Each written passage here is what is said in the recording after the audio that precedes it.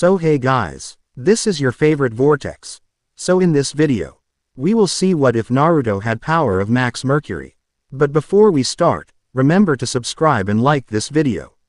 Now let's start. Garrick wasn't a patient man by any means. He was the first to take up the moniker of Flash, after all. The first Flash, a hero long forgotten, even among some of the new generation. He was fine with that.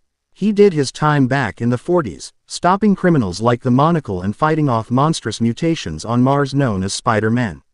Sure, occasionally he'd come out to help the young'uns, but those calls were few and far in between. He might have been 60 physically, but he was still an old man technically. Even Jay wasn't sure how long his joints would be able to hold out. Hence why he got to live without much requests from the new Justice Society Justice League. So imagine his surprise when Barry Allen, the current Flash, and Max Mercury, the man believed to be the first speedster, arrived on his doorstep. "Max, Barry, come in, I'll make some coffee," Jay said kindly. "Not a social call, Jay," Barry said. He sounded serious. Then again, Barry always sounded serious. He needed to relax a bit. "It's the Force, Jay," Max said. The old Native American looked like a schoolboy. His experience with the Speed Force drove him to obsess over the near-sentient energy. It sent him traveling through time until he arrived in the time between Jay hanging his helmet up and Barry donning the scarlet suit. Max knew everything there was to know about the Speed Force. "It's calling to us." Personally, Jay didn't like the Speed Force. It bothered him, knowing that something other than the good Lord was watching over him. He accepted it, but that was begrudgingly. "And what's it saying, Max?" Jay asked. "They wouldn't have come if it weren't important, after all." "Listen," Max said. He was urging the older man to listen, practically pleading. Jay humored him, closing his eyes and listening. Then he heard it. It was faint, but he heard it, and damned if Jay didn't almost have a speed stroke from it. "Help me." Jay's eyes snapped open and he looked at the two men before him. "I don't understand. What does this mean?" "We need your help," Barry said. "Someone's trapped in the Speed Force." "So how do we get them out?" Jay asked as he ran next to Barry. Both of them suited up. Max was on Barry's back, his body not graced with the same slowed aging like Jay's meant that the poor speedster was now reduced to hitching rides. "Max has a theory on that," Barry said. "He's got a machine, a treadmill he's been working on. Only problem is, it's experimental. And I haven't got enough speed to power it alone. And you're not risking the kid." "Good. I'd have killed you myself if you went to him," Jay said. The kid was Jay's nickname for Kid Flash, also known as Wally West, Barry's nephew and #1 fan. After an attempt to replicate the Barry's accident, Wally had succeeded and got his own, albeit diluted, powers. He was surprised to find out that his uncle was his hero. He was not surprised to be grounded for putting himself in the hospital. "Iris would have beaten you to it," Barry said humorously. Jay laughed in agreement to that. Iris West Allen, Barry's wife, was very against Wally becoming Kid Flash in the first place. Poor dear now had two boys to worry about, unlike his wife Joan. "Left here," Max said, directing the speedsters. Within minutes they came across an old warehouse that looked like it had been around since Keystone was founded. Max dropped down from Barry's back, walking to the warehouse and opening the door with a key. "Come on, we haven't much time. The call is faint." Max led them over to a tarp-covered object and pulled the tarp off, revealing the large treadmill with a control console on the side. "I used this once to get a lock on the Black Flash when he took Iris," Barry said as he went to the console. "If I can get the right frequency I can lock onto the abnormality in the Speed Force." "How long will that take?" Jay asked. "Not long. Max, you have the formula," Barry asked. The old speedster gently pushed the forensic scientist out of his way. "I'll handle it, you two need to be ready to run," Max said. His fingers blurred across the machine for about 2 minutes before he stopped. "Okay, that should do it. Ready, old man?" Barry asked good-naturedly. "I'll show you, old Allen," Jay said with a smile. The two Flashes started at a relatively normal pace before they went faster. Their legs blurred, and yet they continued to speed up. The windows, what remained in the warehouse, shattered when they reached Mach 1. Just a bit faster, Max called over the sound of the machine. Jay felt the barest hint of exhaustion settling in. He brushed it aside, narrowing his eyes in determination and pumping his arms faster to compensate. He glanced at Barry, the scarlet speedster not showing a hint of fatigue. It made Jay wonder just how fast Barry was. Got it, Max said, hitting a button on the console. A portal in front of the two flashes crackled open, lightning shooting out from the rim of it. Colors, mostly reds and yellows, filled the portal. Then there was an orange blur. It was getting closer. Barry, Jay said once he made out the humanoid figure with a black shirt and orange pants. Barry nodded and jumped off, his hand reaching out and grabbing the back of the human's shirt. The Flash turned around and raced against the pull of the speed force, now showing exhaustion while he simultaneously ran a divot into the ground. Barry finally started to pull the figure out, grunting under the strain. Jay hopped off and raced over to Barry's side, grabbing the shirt and pulling the human out of the speed force. When they started to pull his feet out, Max hit the emergency off switch. The portal started to close and shut only after Barry, and Jay managed to pull out the form of a teenage boy. "You got him," Max said, coming over to the two panting men's side and helping them back to their feet. The three speedsters looked down at the unconscious newcomer with concern. "What do we do now?" Barry asked. "We find out how long he was in the force," Max said. "The poor boy can't be older than the kid," Jay said, crouching down and picking the young man up. "Let's get him to a bed and get some food ready." "Joan cooking?" Barry asked. "For the three of us. Joan might be amazing in the kitchen, but she ain't a miracle worker," Jay said with a chuckle. "No sir. Might want to go to one of those STAR labs." "Right, Max." Barry looked to the older man. "I'll take a cab," Max said, waving Barry off. "I need to get some notes for tea. Hem to compare to, and I'll have to make my own notes when I get there." "Not a bad idea," Barry said. He looked to Jay. "Shall we lead the way?" Jay said. "Idiot. That seal isn't even close to being right. How was I supposed to know? You left me to chase after that lady." "Yeah, well, I didn't exactly expect you to do something like this. You told me to practice." "What do I do? We have to get out of the area. Come on." Then there was light, and he was running. He was running for so long. All his problems were behind him.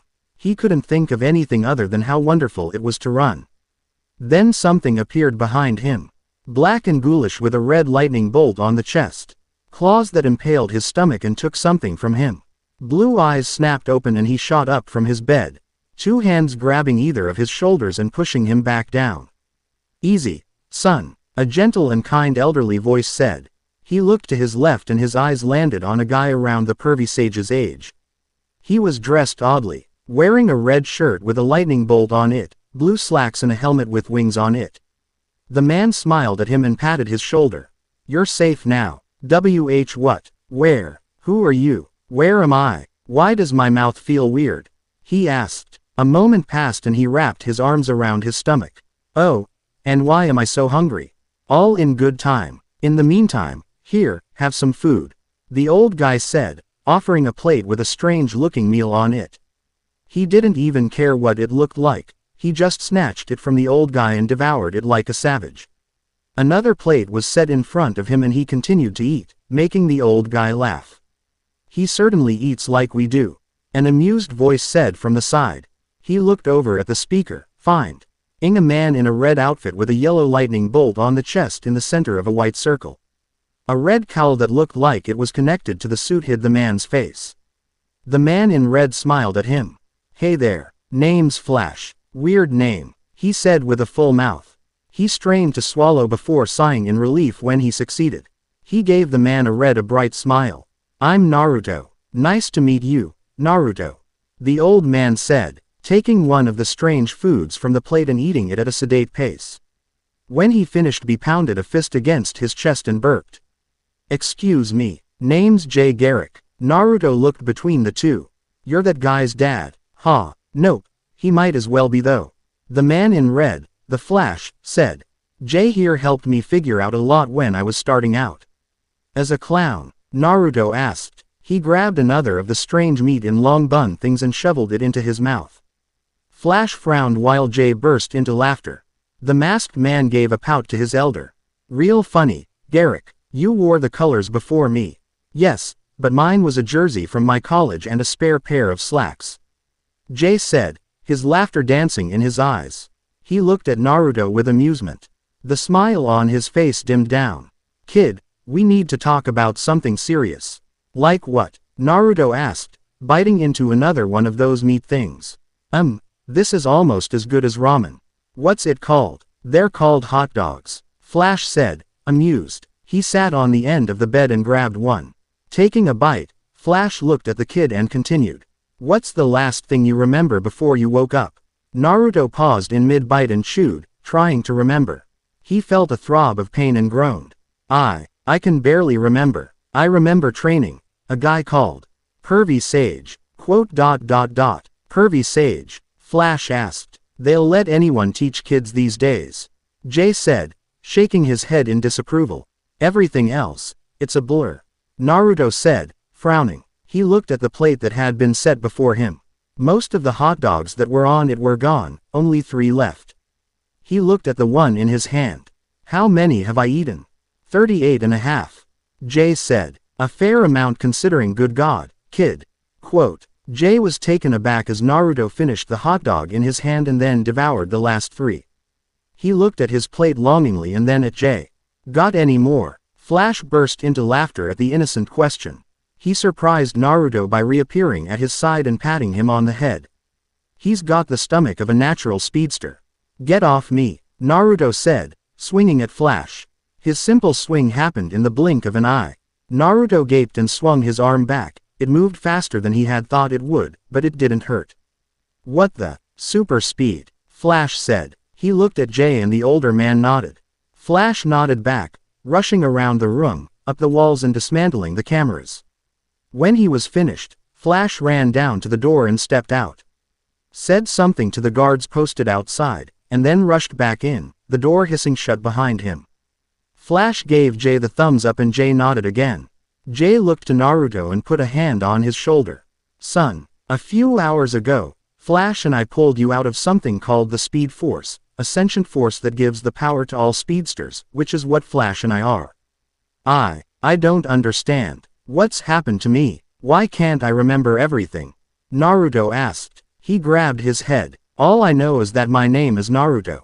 I'm 15 years old. I was born in October 10th. You need to relax, son, Jay said gently. We pulled you out of the Speed Force. You're one of us now, too. Which, by the way, is really cool. Flash said with a smile. Naruto gave him a wary look and Flash chuckled. Right, almost forgot. He reached up and pulled the cowl off his head, revealing a man with blue eyes like his own and similar, if not lighter, blonde hair. Annette. Her grin was given to him and Flash offered his hand to the boy. Barry Allen, the man behind the mask. You've got 2 names, Naruto asked. He slowly lifted his hand and Flash, or is it Barry? Took it, giving him a shake that blurred his hand. Flash is the name I use when I don't want the people close to me to get hurt. Barry explained. He let go of Naruto's hand and smiled gently. You've got a gift, Naruto. You can use it to help others. Now, let's not get ahead of ourselves, Barry. Jay said. Naruto has his own choices to make. Yeah, but he's a good person. Barry said, crossing his arms over his chest and smiling. I can tell. And, Jay asked. Barry chuckled. See through me like a glass, huh? Well, I figure Wally could use someone his age to work with. Heck, I know I would have appreciated it. But you could only do so much, Jay. You've got a point there. Jay said with a nod of agreement. He looked to Naruto and arched a brow. What do you say, kid? Want to blow this joint? Yeah, I'll do it, Naruto said. He gave the men a sad smile. I've got nowhere else to go.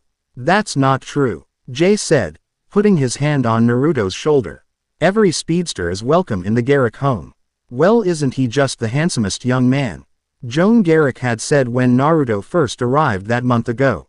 She had complained about his shaggy hair and insisted on cutting it down short. Which went along well with the blonde's lean build. Joan had also lent him some makeup to cover the faint scars he had on either cheek. After 2 days of practicing his powers with Jay, Naruto stopped bothering with it since it just kept peeling off in the wind. It was March now, and Naruto, now known as the recently discovered great-nephew of Jay Garrick, Nathaniel Jason Garrick. He was enrolled in Keystone High, but currently he was in the Twin City, Central City, with his new friend, Wally West. The red-headed speedster was at first offended that there was a new kid his age with the same powers. But then he let it go and got to know Naruto. He thought that the blonde was naive and kind of stupid, so Wally took it upon himself to teach his friend how to fix it. He decided to take him to the Central City Mall. Smell the urban jungle, my friend, for it is fierce and yet crawling with beautiful creatures, Wally said, turning and ogling a brunette as she walked by. Pervert, Naruto said, giving the redhead a light punch on the arm. Don't lie, you took a peek, too, Wally said, grinning. No, I didn't, Naruto said, looking away. I saw the speed peek, Wally said, nudging the blonde in the arm. Best perk in my opinion. Whatever, Wally, Naruto said, his head shaking in amusement. The blonde stole a glance at himself in the window of a clothing shop, looking over his new clothes since Wally had taken him out. Before he would wear Jay's old clothes, or, old people, clothes as Wally called them, but now he was decked out in cool duds, again, Wally's words. A red flash shirt, which was practically unavoidable in Central or Keystone, and baggy jeans, as well as some special shoes that STAR Labs had created for him after they got Max's notes. Max had even made him a full background, keeping him off the government's radar. He just wished that the outfit had some orange for some reason. Check it out, honeys at 3 o'clock, Wally said, grinning as he waved at a pair of girls. Naruto followed his gaze and smiled a bit timidly at the girls, giving them a smaller wave. The girls giggled, huddled together and sped walk past them, giving them another glance over their shoulders. Wally rested his arms behind his head. Yeah, stick with me kid and I'll show you how to get one of those soon. Aren't I a month older than you? Naruto asked, arching a brow. Semantics, Wally said, waving it off. Besides, when it comes to Central City's mall, I'm a veteran. Sure you are, Naruto said, rolling his eyes. He slid his hands into his pockets as they walked through the mall. Wally pointing out the hotties to him, stopping at every snack bar and buying 2 of the best product. It was when they stopped at a coffee stand with a radio playing did something interesting happen. The trickster is holed up in Central Bank, but Flash is in Keystone stopping Gorilla Grodd. The newscaster said, it's a horrible scene, several police cars being Ted by trickster's snot gun and people being kept at bay by the police. Flash, if you can somehow hear this, hurry. Well, duty calls, Nate, Wally said, running at a civilian pace to the nearest janitor closet. Naruto crossed his arms, looking miffed. He hadn't a costume of his own to wear, otherwise he'd go, too. A yellow blur rushed out of the closet to the doors and Naruto used Gibber Rush, a form of speed talk that Jay had taught him, to give the banana-suited hero a message. Kick some ass for me. The whiskered blonde frowned, almost pouting, as he was left in the mall on his own. He listened to the newscast and sipped his coffee, finishing it rather quickly and tossing it before he burst into a run. He ran to the sporting goods store on the right, running in and grabbing a ski mask that covered everything but his eyes. He grabbed a pair of yellow glasses after that and ran out, dropping a 50 on the counter as well as the tags of the items he bought. Like hell he was sitting out like some boob. It was time he got some action. Naruto skid to a stop outside of the bank just in time to see Kid Flash fly out from the bank, trapped by 2 giant jacks of varying colors. Naruto arched a brow behind his glasses, chuckling as he sped over to Kid Flash and flicking the jacks pinning him down. So, having fun? He asked. Who are Naruto? Kid Flash said, loudly. He looked around and glared at the masked teen. What are you doing here? Helping you. Duh, Naruto said. I'm fine on my own, thanks. Kid Flash said, huffing. Really? Naruto asked, his eyes narrowing while he smirked behind his mask. You just watch, Kid Flash said, I'll be out of here in a second. Naruto crossed his arms and watched Kid Flash try to vibrate himself through the jacks, stopping. When his nose started to bleed with a groan. Naruto shook his head and grabbed the jacks, vibrating the molecules in his arms and in the metal oversized toys until Kid Flash fell through the entrapment with a surprised cry. Naruto stopped and crossed his arms again. "You had it, huh?" he asked. "Shut up. Not all of us got our powers from the Speed Force, you know." Kid Flash said. "Consider yourself lucky," Naruto said, frowning behind his mask. He lost his memories in trade for his powers. If Naruto had to choose, he'd choose his memories every day. Shaking those thoughts off, Naruto turned back to the bank. "So how do we do this?" "We've just got to immobilize him," Kid Flash said. "Get James out of the costume and he's just another guy off his meds. Only with acid guns, supersized jacks and explosive teddy bears," Naruto said, giving Kid Flash a grin beneath his mask. "I hate face masks, I can't tell what you're doing," Kid Flash said with a pout. "Not my fault I don't have a costume. Flash has been telling me I'm not ready yet," Naruto said, frowning. "Yeah, well, I'm so helping you make your costume," Kid Flash said. There was an explosion and the two speedsters looked back at the bank. "Well, after this anyway, I've got a plan. We'll rush him and spin him around until he's too dizzy to see straight. Then we strip him and take him back to the hospital." "Good call," Naruto said, giving Kid Flash a nod. He cracked his neck and knuckles. "Let's do this." The two speedsters ran back into the bank, speeding around Trickster as the harlequin-dressed man took aim with his snot gun. Kid Flash grabbed one arm and Naruto grabbed the other, holding him as they ran. Kid Flash gave the order to let go and they did, causing Trickster to spin around like a multicol. Ord tornado until he fell down with a groan on his stomach. "Mommy, I don't want to play anymore," Trickster said before passing out. "Mommy?" Naruto asked. "James is an okay guy on his meds. He needs help, so the faster we get him back to the hospital, the better," Kid Flash said. Naruto nodded and helped Kid Flash take the childish man's costume off, leaving him in a white t-shirt, plain boxers and socks. Kid Flash hoisted James Jesse onto his shoulders with a grunt before giving Naruto a glower. "Why am I taking him back, again? You're going to be left with the reporters, that's my job. You know where his room is and what hospital he goes to," Naruto said with a shrug.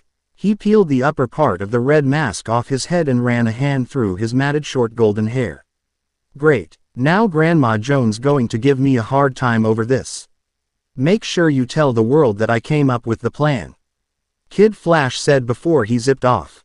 Naruto shook his head and walked out of the bank, the police raising their weapons at him.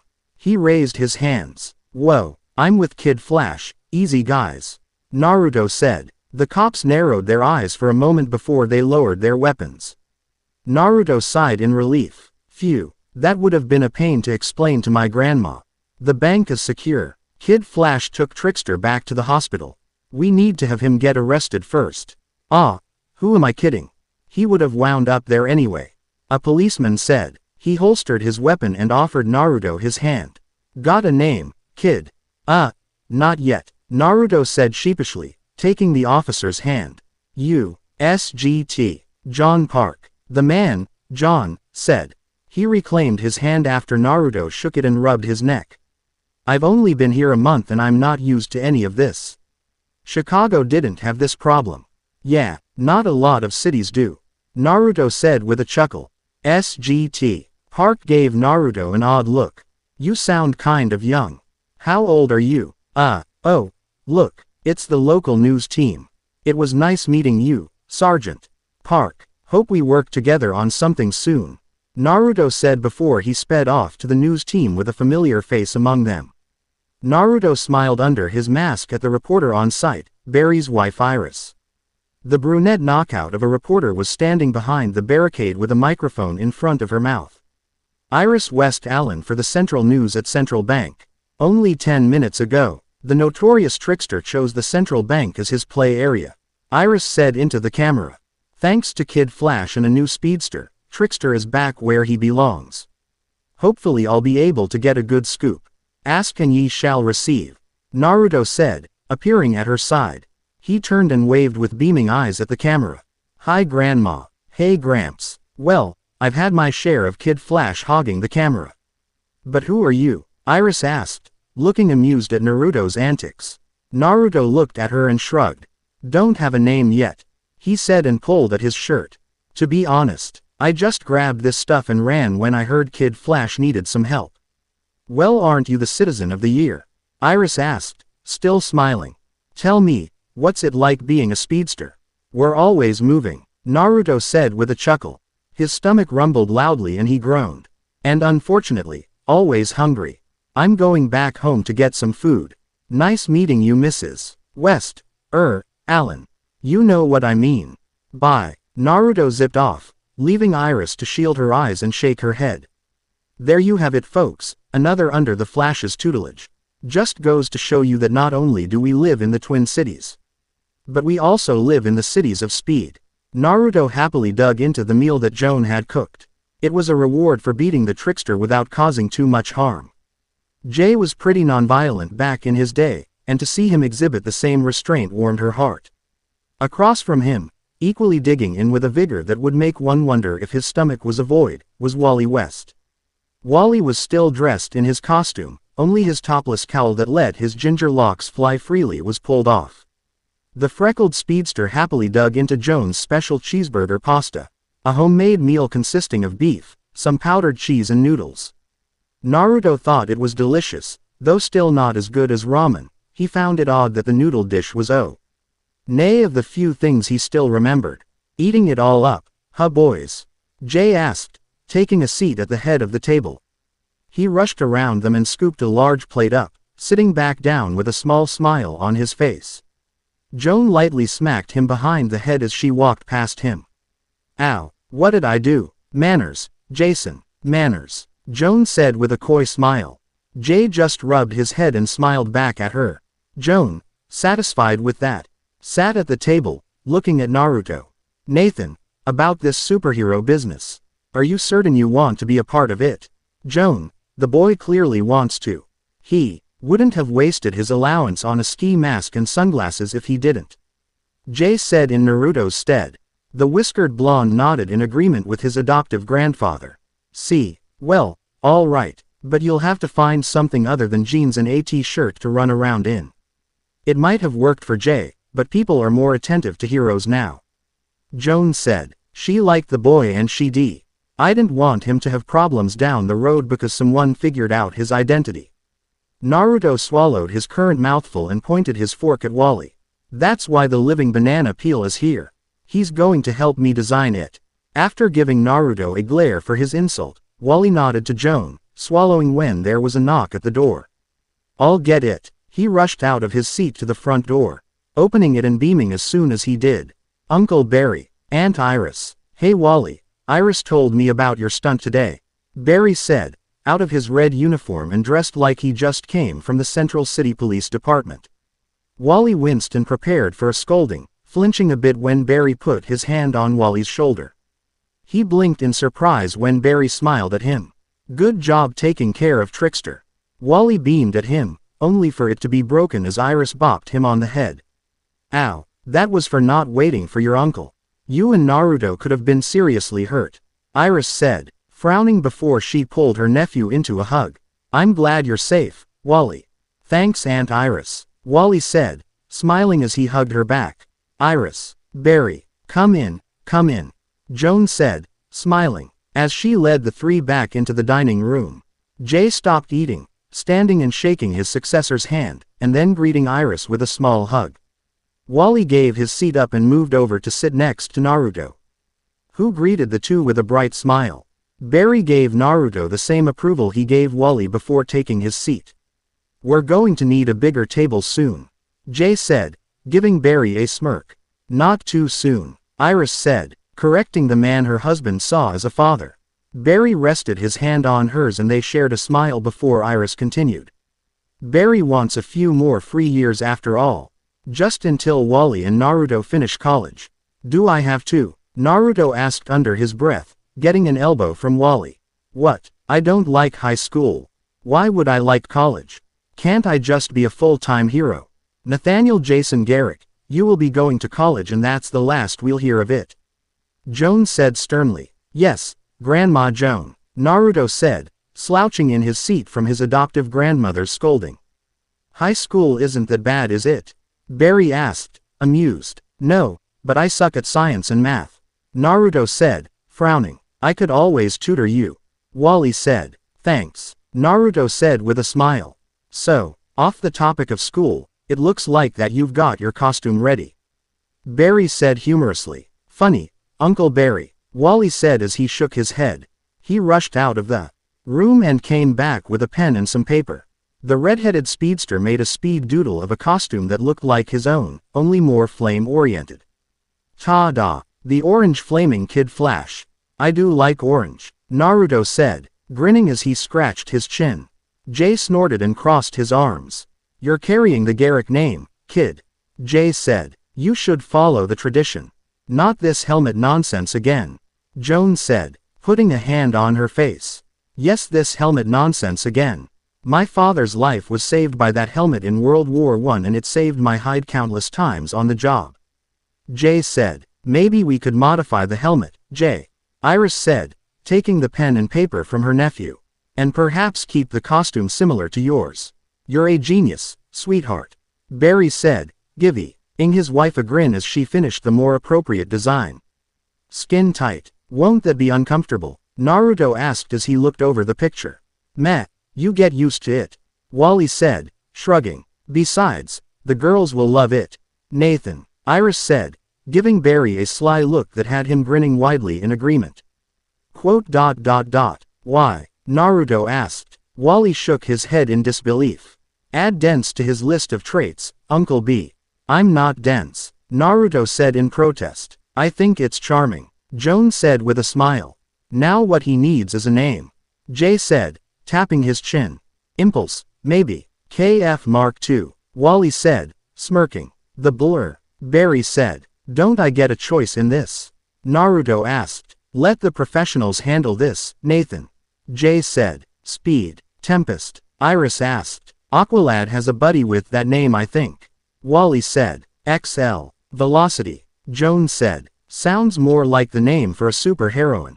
Jay said. He snapped his fingers. Max was the one that felt him first. Let's call him Mercury in Max's honor. Do you think Max will mind? Barry asked. I'll call him up and ask. In the meantime, get to work on that uniform. Jay said as he got out of his seat. I hate being ignored, Naruto said, crossing his arms over his chest and pouting slightly. Still, the costume Iris designed looked pretty cool. If only it had a bit more orange. A week went by and Naruto was in the city to get some groceries for Joan. He pushed the cart along while humming along to a song that was playing on the radio. The whiskered blonde grabbed a tin can with a smiling chef on it, reading tea. He ingredients before grabbing 20 more cans. The soft music coming through the speakers in the ceiling cut off and Naruto sighed as a news report warning citizens about Captain Boomerang going after Keystone City Bank cut in. Wasn't he just arrested? Naruto asked himself. No wait, that was the top. They all blur together. Like math. The blonde prepared to go apprehend the criminal, Street. Opping and looking at his current groceries. But I did promise Grandma Joan. Naruto pondered this for a moment before a light bulb went off and he grinned. Grabbing his cart, Naruto ran to the front of the store, zipping through the aisles on the way and getting the rest of the stuff he needed on the way, and proceeded to check himself out. He did all this and left the correct amount on the counter in front of the cashier, who looked like she just came out of a tornado. Naruto quickly ran the food back to the Garrick house, weaving between several neighboring houses so as not to raise suspicion. And then ran back to Keystone City. On the road, Naruto reached into his back pocket and pulled out the sunglasses he had bought a week ago, putting them on his face and pressing the hidden button on the side. Around his head, a silver helmet similar to a racer's formed and the lenses for his glasses darkened to orange, making Naruto grin. A pair of golden wings popped out on either side and Naruto lifted his shirt a bit, pressing down on the lightning bolt buckle of his silver belt. From the buckle, out popped a red and blue costume that Naruto quickly changed into, his belt separating G down the middle and wrapping around his forearms to act as arm guards. The lightning bolt running across his chest and down his right leg seemed to glow as Naruto added more speed. A red and blue R weaved between the cars on the highway, people inside smiling at the sight of one of the Twin Cities heroes. He skidded to a stop in front of Keystone City Bank, beyond the police barricade. The young hero turned and gave the cops a thumbs up, only his smiling mouth visible on his face. "I'll take it from here, guys." Before they could ask who he is, the newly named Mercury rushed into the bank. Ducking under 2 silver boomerangs that were thrown at him, he got hit in the head by one returning and turned just in time to avoid the second one. Mercury looked down at the boomerang on the ground and picked it up. He really does use metal boomerangs. Note to self, thank Grandpa J for the helmet idea. Mercury said to himself. The boomerang started to beep and Mercury yelped before throwing it up where it exploded overhead. The second one doing the same in the back of the teller booths. "Ah, and here I thought I finally had you. Who the bloody hell are you? Captain Boomerang, who Octon sounded like he just got out of a plane on loan from the Australian Air Force, asked. "I'd have at least thought Flash would have sent the kid first instead of some nobody." Mercury dusted his hands off. "Name's Mercury." "Mercury, the hell has that got to do with Flash?" Captain Boomerang asked. "Not one of the smarter guys, huh?" Mercury asked. "So, what are the chances of you surrendering if I ask nicely?" Captain Boomerang, apparently over his stupor, cracked a grin. "Cheeky. I like that. Let's see just how much of a poser you are, shall we?" "Yeah, should have known better," Mercury said, dodging to the side of a thrown boomerang and catching it as it came back. Narrowing his eyes behind his visor, Mercury tossed the boomerang at the captain, the Aussie native stepping out of the way and letting the boomerang fly back. Mercury palmed himself in the face. "Duh, not the brightest of the bunch, are ya mate? I certainly don't mind that," Captain Boomerang said with a grin. He reached into his sleeves and pulled 2 more boomerangs out, throwing them and repeating the action. "Let's see how good you are at catching some timed bombs, then."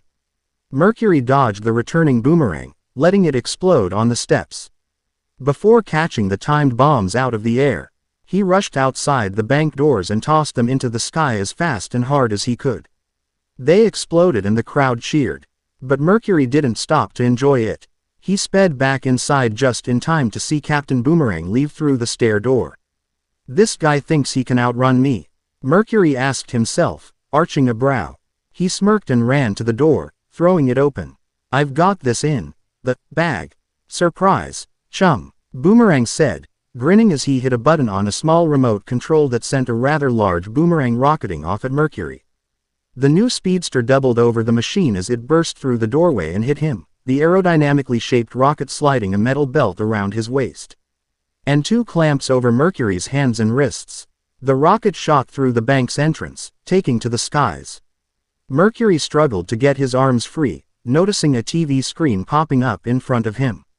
Static crossed it before Captain Boomerang was seen. The background was moving, so Mercury assumed he was running, and then he spoke. "G'day, mate. I see you're having a grand old time looking down at our beautiful city." "What is this thing?" Mercury asked, straining as he tried to get free. "Some kind of rocket rang." "Yeah, that pretty much sums it up," Captain Boomerang said with a laugh. "You see, I've trapped our boy Flash on these a number of times, and all they do is delay him a bit. Which normally is all I need to get my real plan ready. Though, you'll probably be done after my rocket rang flattens you good against that mountain in the distance. It was a pleasure, but next time leave the heroics to the Flash. I'm so throwing up on you when I get out of this," Mercury said, with a glare at the greedy man as the boomerang began to barrel roll. "That's if you get out of it, mate. Cheers, have a nice flight," Captain Boomerang said with a cocky wave before the TV cut out. "I'll show you a nice flight," Mercury said, scowling. He vibrated his arms at a fast enough speed to free them before grabbing the belt and vibrating that until it exploded. Mercury climbed atop the boomerang and carefully made his way to one rocket, speeding his fist up before punching it through and pulling wires out. As the rocket rang started to go down, Mercury clung to it. "I really didn't think this through." The rocket rang crashed, bouncing down the road until it came to a spot. Mercury dropped from it, groaning and holding his stomach before he burst into a run back to the bank. He'll clean up the rocket rang later. First he had to catch Boomerang. Mercury ran to the top of the bank, ducking back to the stairway as a boomerang flew past and impaled the side of a nearby building. Quote, "I don't know how you managed to get free, boy, but rest assured, you'll wish you had just rode the damn thing after I get through with you," Captain Boomerang said, dropping his sacks of money to grab more boomerangs off his sleeves. "Well, I did say I was going to throw up on you. Wanna see what I had for lunch today?" Mercury asked. "I'll pass," Captain Boomerang said, throwing explosive boomerangs at the boy. "How about you come out and introduce yourself to my boomerang collection?" "Thanks but no thanks," Mercury said. He didn't give Boomerang the chance to throw any more of his trademark projectiles and rushed the good captain, throwing his arm out as he ran past.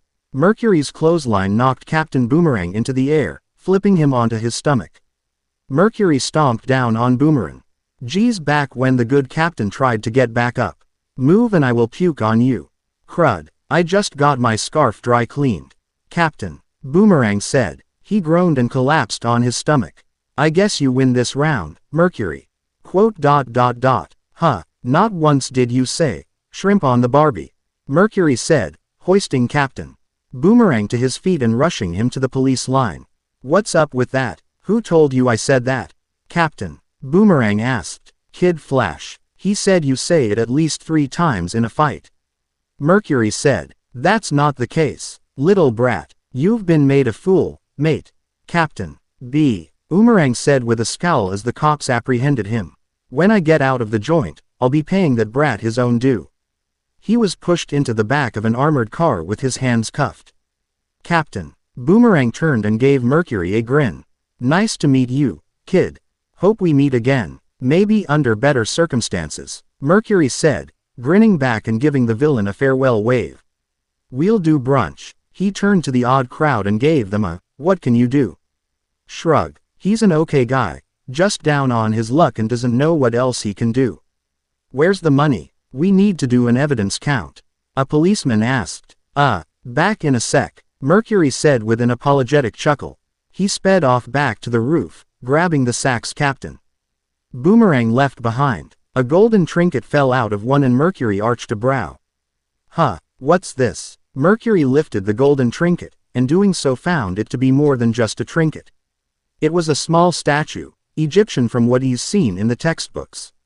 "No way Boomerang got this here," Mercury said. He rushed the cash back to the cops, keeping the trinket out of view and prepared to run off when none other than Iris West Allen cut him off. Iris West Allen, Central City News. Moments ago, Captain Boomerang, a member of Flash's rogues, attempted to rob Keystone City Bank. Like last week with the trickster, we have a new hero to thank. Only this time, he's dressed for the occasion, Iris said with a smile. She thrust the microphone into Mercury's face. "Tell us, do you have a name now?" Despite himself, he grinned at the antics of Flash's wife. "I'm the messenger of justice, Mercury." "Cute name," Iris said. Mercury grinned. "My grandpa thought of it. Listen, Mrs. West Allen, I'd love to stay and chat, but I've got things to do, messages to deliver. You know how it is. Considering you're a messenger, too. Later." Iris smiled and turned back to the camera. "There you have it. The Twin Cities have a new hero, and from the sound of it, Keystone loves Mercury. So then I brought it here," Naruto said. He had decided to go to Wally with this sort of thing, since he could count on the protege of Flash to be home on a school night. He was sitting on Wally's bed with his helmet on the desk. The room was filled with Flash propaganda or science posters. Books of advanced sciences filled the walls and a chemistry set sat off in the corner. "I see," Wally said, looking the small statue over.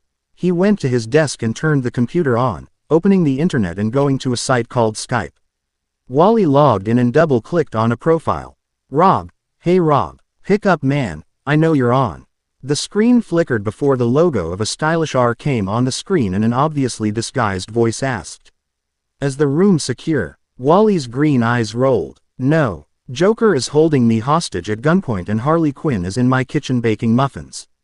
"Oh, okay. The screen flickered before a kid with a domino mask and raven hair appeared. He gave Wally a grin and frowned when he spotted Naruto peering over his shoulder. "Who's the blonde guy?" "Second cousin. Jay's grandnephew," Wally said. "Robin, meet Mercury. Mercury, meet Robin the boy wonder." "Oh, you mean the kid in the traffic light suit?" Naruto asked. "How do you get around all ninja-like in that?" Wally burst into snickers and Robin scowled, refocusing on his friend. "Listen, I've got more important things to do than getting insulted by a new guy, Wally." "So what's up?" Sorry, man, that was a good one," Wally said under his breath. He held the trinket up to the screen. "What's this, Rob?" Robin furrowed his brows and hit a few keys on his side of the console before a blue light shot out of Wally's computer camera, scanning the statue in his hand. "Cool," Naruto said. "It seems to be something of tharian origin." "Yeah, it was donated by Carter Hall after he unearthed it in Egypt to Keystone City and was being kept in a secure vault," Robin said. "Not very secure if Captain Shrimp on the Barbie had it," Naruto said dryly, giving Wally a flat glare. "We'll be talking about that later." Wally chuckled sheepishly. "Sorry about that. Must have mixed up my Aussies." Enough jokes. The statue was supposed to be delivered to the Keystone Central Museum of Natural History. Dr. Evelyn Krause was supposed to be able to study it, Robin said. "That thing was to be delivered later today." "Well, I shouldn't keep her waiting," Naruto said, grabbing his helmet and pulling it on. He took the statue and gave Robin a two-fingered salute. "Nice meeting you, Robin." "Later, Wally." "No, wait, not the window." "Not the window," Wally said, only to get a loud shatter. Wally groaned and palmed his head while Robin laughed in the background. "Wallace Rudolph West. Busted," Robin said with a snicker. "Dude." Wally put his head into his hands. Mercury was walking through the KC Museum, the small statue cradled in his arm. Dr. Krause was in the middle of a meeting, so he had some time to kill. The sound of flapping wings made him stop where he was in the Egyptian exhibit and look for the source. "Nice outfit," an alluring voice said from above. Mercury looked up and gaped at the angel that hovered above him. Her skin was a nice shade of mocha, and it contrasted well with her tight blue costume that was parted into two pieces, allowing her midriff to be seen. He was distracted momentarily by her revealed piercing, shaking his head to keep from pulling a Wally. Her wings were snow white and like him, a helmet hid her eyes and the upper part of her face. Only hers looked like a blue bird. A sultry smile curled across her face. "Hermes, right, Mercury," he said once he remembered how his mouth worked. "Same thing," the bird girl said, lowering herself until she was on her feet, nearly matching him in height. She held out a delicate and yet strong hand. "Hawk girl, nice to meet you," Mercury said, taking her hand in his own and grinning. "So what brings you to Keystone Central?" "My parents heard about Captain Boomerang's attempted theft of the tharian totem and sent me to watch over it since they're busy with league business," Hawk girl said, gesturing to the small statue in his arms after she took her hand back.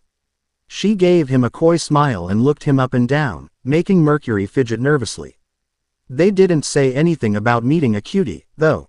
Well, you know how it is in this line of work, what with surprises on the job and all that," Mercury said, chuckling nervously.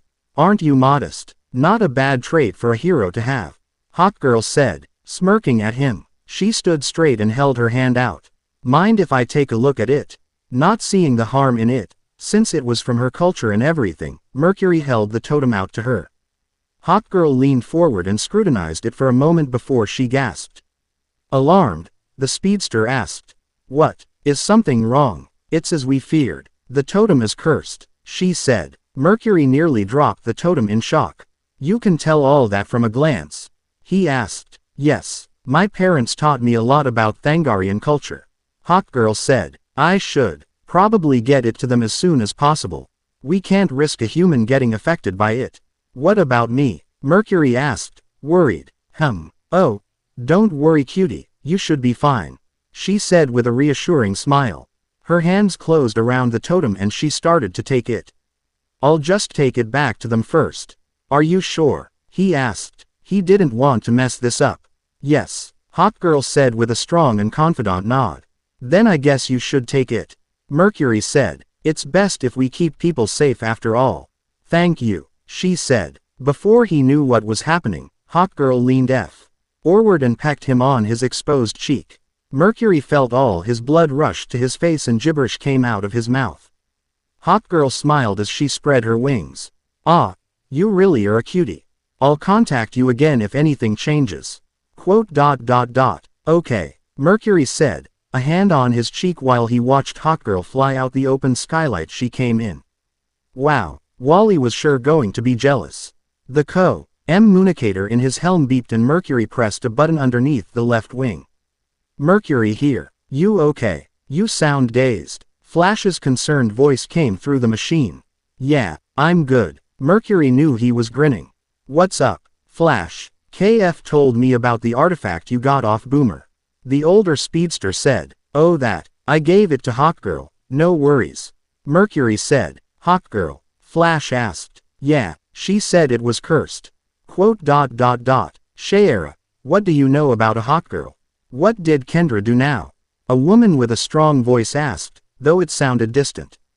Kendra, nice name, Mercury noted before retelling everything that happened between him and Hawkgirl, leaving out the cutie remarks and the kiss on the cheek. That was to gloat about later to Wally. When he finished, he heard some foreign words that had to be Thangarian cursing. Did I do something wrong?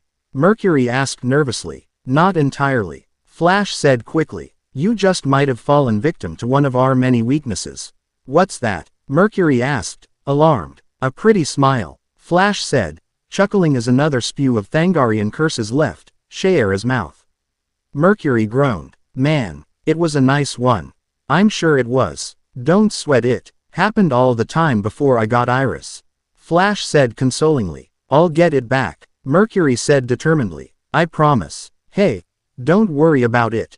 We can do this together when I'm done in India. Flash said. No, this is my mess and I need to clean it up. Mercury said. He ended the conversation before Flash could refute him and sped out of the museum. He had a bird to cage. Kendra Hole, adopted daughter of Qatar Hole and Shayera Hole, Hawkman and Hawkwoman respectively, laughed to herself as she soared above Central City.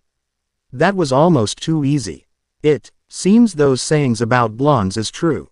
Though it is a bit of a shame, he was pretty cute. When she first arrived on this planet 5 years ago, she was too frightened to really make herself known. That the Thangarian police would find her and force her to go back to that house. Instead, she ran into Shayera Hal, who told her that she had retired from Thangar's forces and took her into her home. Qatar was just as, if not more, welcoming to her presence. He had been on the planet longer than either of them, alone in a world of humans. The thought terrified Kendra at first, having been victim to an attempted mugging when Shayera found her. They taught her right and wrong, and that thievery wasn't necessary anymore, but it had been too ingrained in her for Kendra to consider stopping. The Y gave her a special harness that would help her hide her wings during the day to blend in with the humans, so that she could go to school with other humans her age. It was one day after her first week in class that she had stumbled across a movie on TV one day after school. Tomb Raider, about a woman that ran around and stole artifacts from temples. It ignited something inside Kendra, and she donned the spare uniform that Shayera had left her. She flew south to Mexico, where reports of a new temple had been found. Kendra went in and stopped grave robbers who had killed a group of curious tourists. Afterward finding a golden tablet with Incan markings all over it. Since then, she'd been making a name for herself as a treasure hunter and occasionally a hero. Kendra looked down at the totem in her hand. So what's your story? Qatar wouldn't have just given you up without reason. Hey, Kendra stopped and hovered in the air for a second, looking around before spotting a red and blue figure waving her down from a tall building.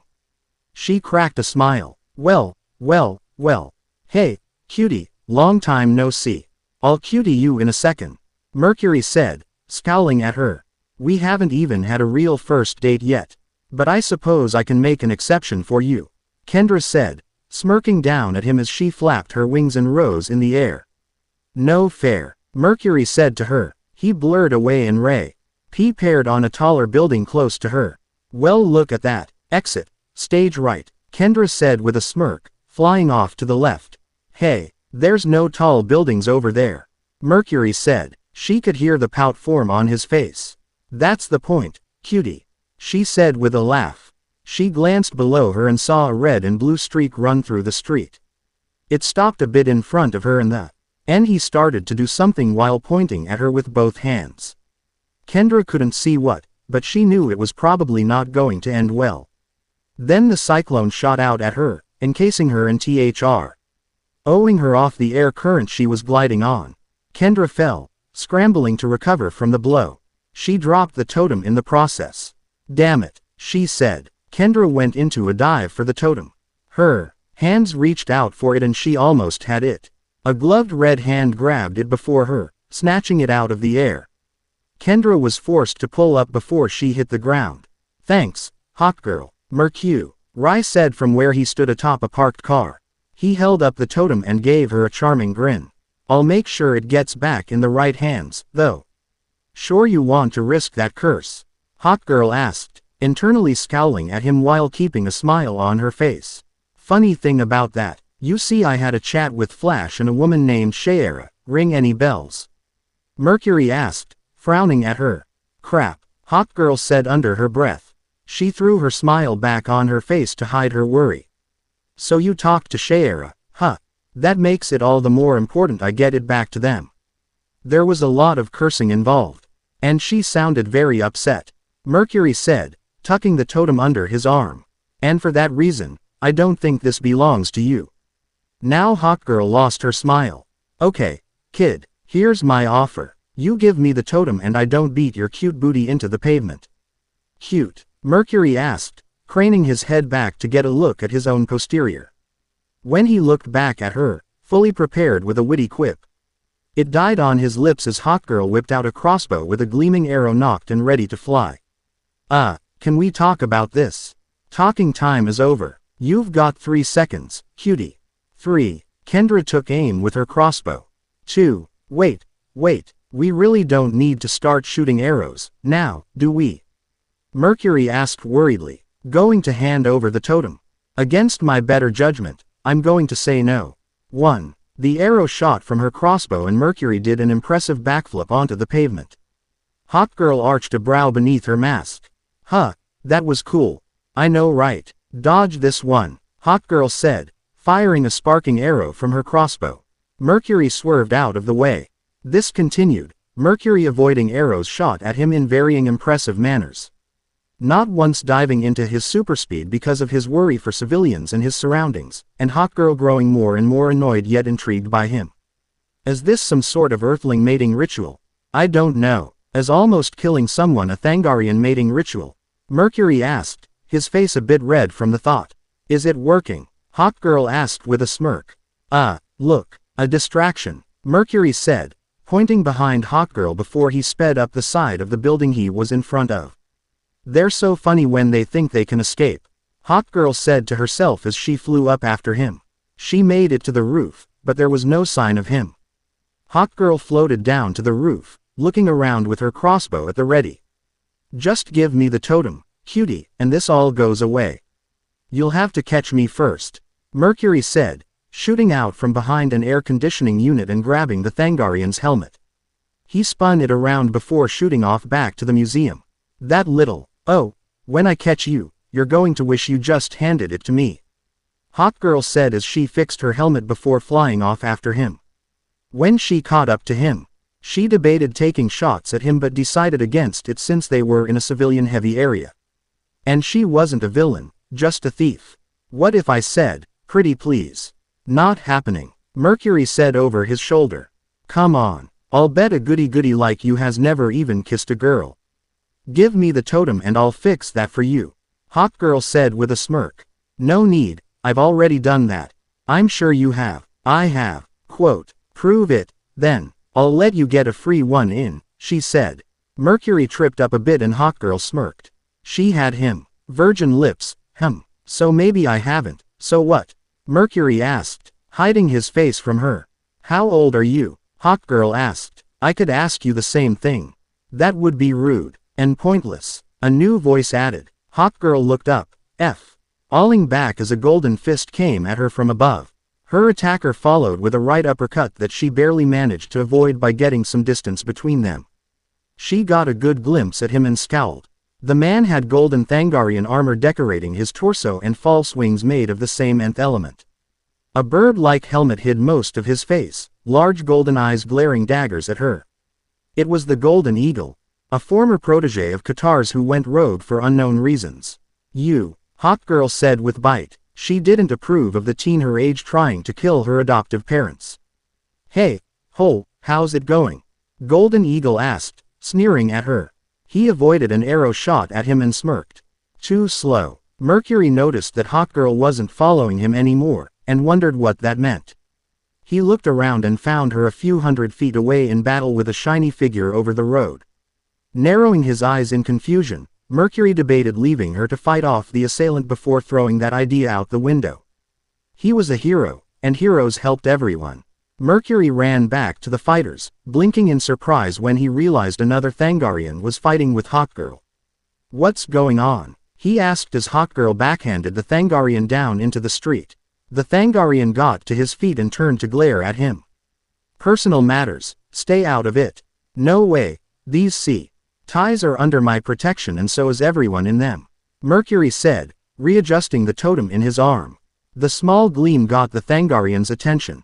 "The urn of Cheera, give that to me," the Thangarian said, jumping at Mercury. The speedster zipped out of the way, allowing the new golden-clad enemy land on his face with a groan. "Geez, what's with you birds and this statue?" Mercury asked. "Told you it was cursed, cutie," Hawkgirl said, taking aim with her crossbow and shooting at the golden hawk. He moved out of the way and Hawkgirl growled. "Stay down, Eagle, not until the hawks on this planet lay at my feet," Golden Eagle said, scowling as he faced them. He pressed a button on his gauntlet, causing spikes to protrude from his knuckles. "I think he might like you," Mercury said to Hawkgirl. "You're the only one for me, cutie," Hawkgirl said as she lowered down to land next to him and reload her crossbow's clip. "Want me to hold that while you play hero? Do I look like I was born yesterday?"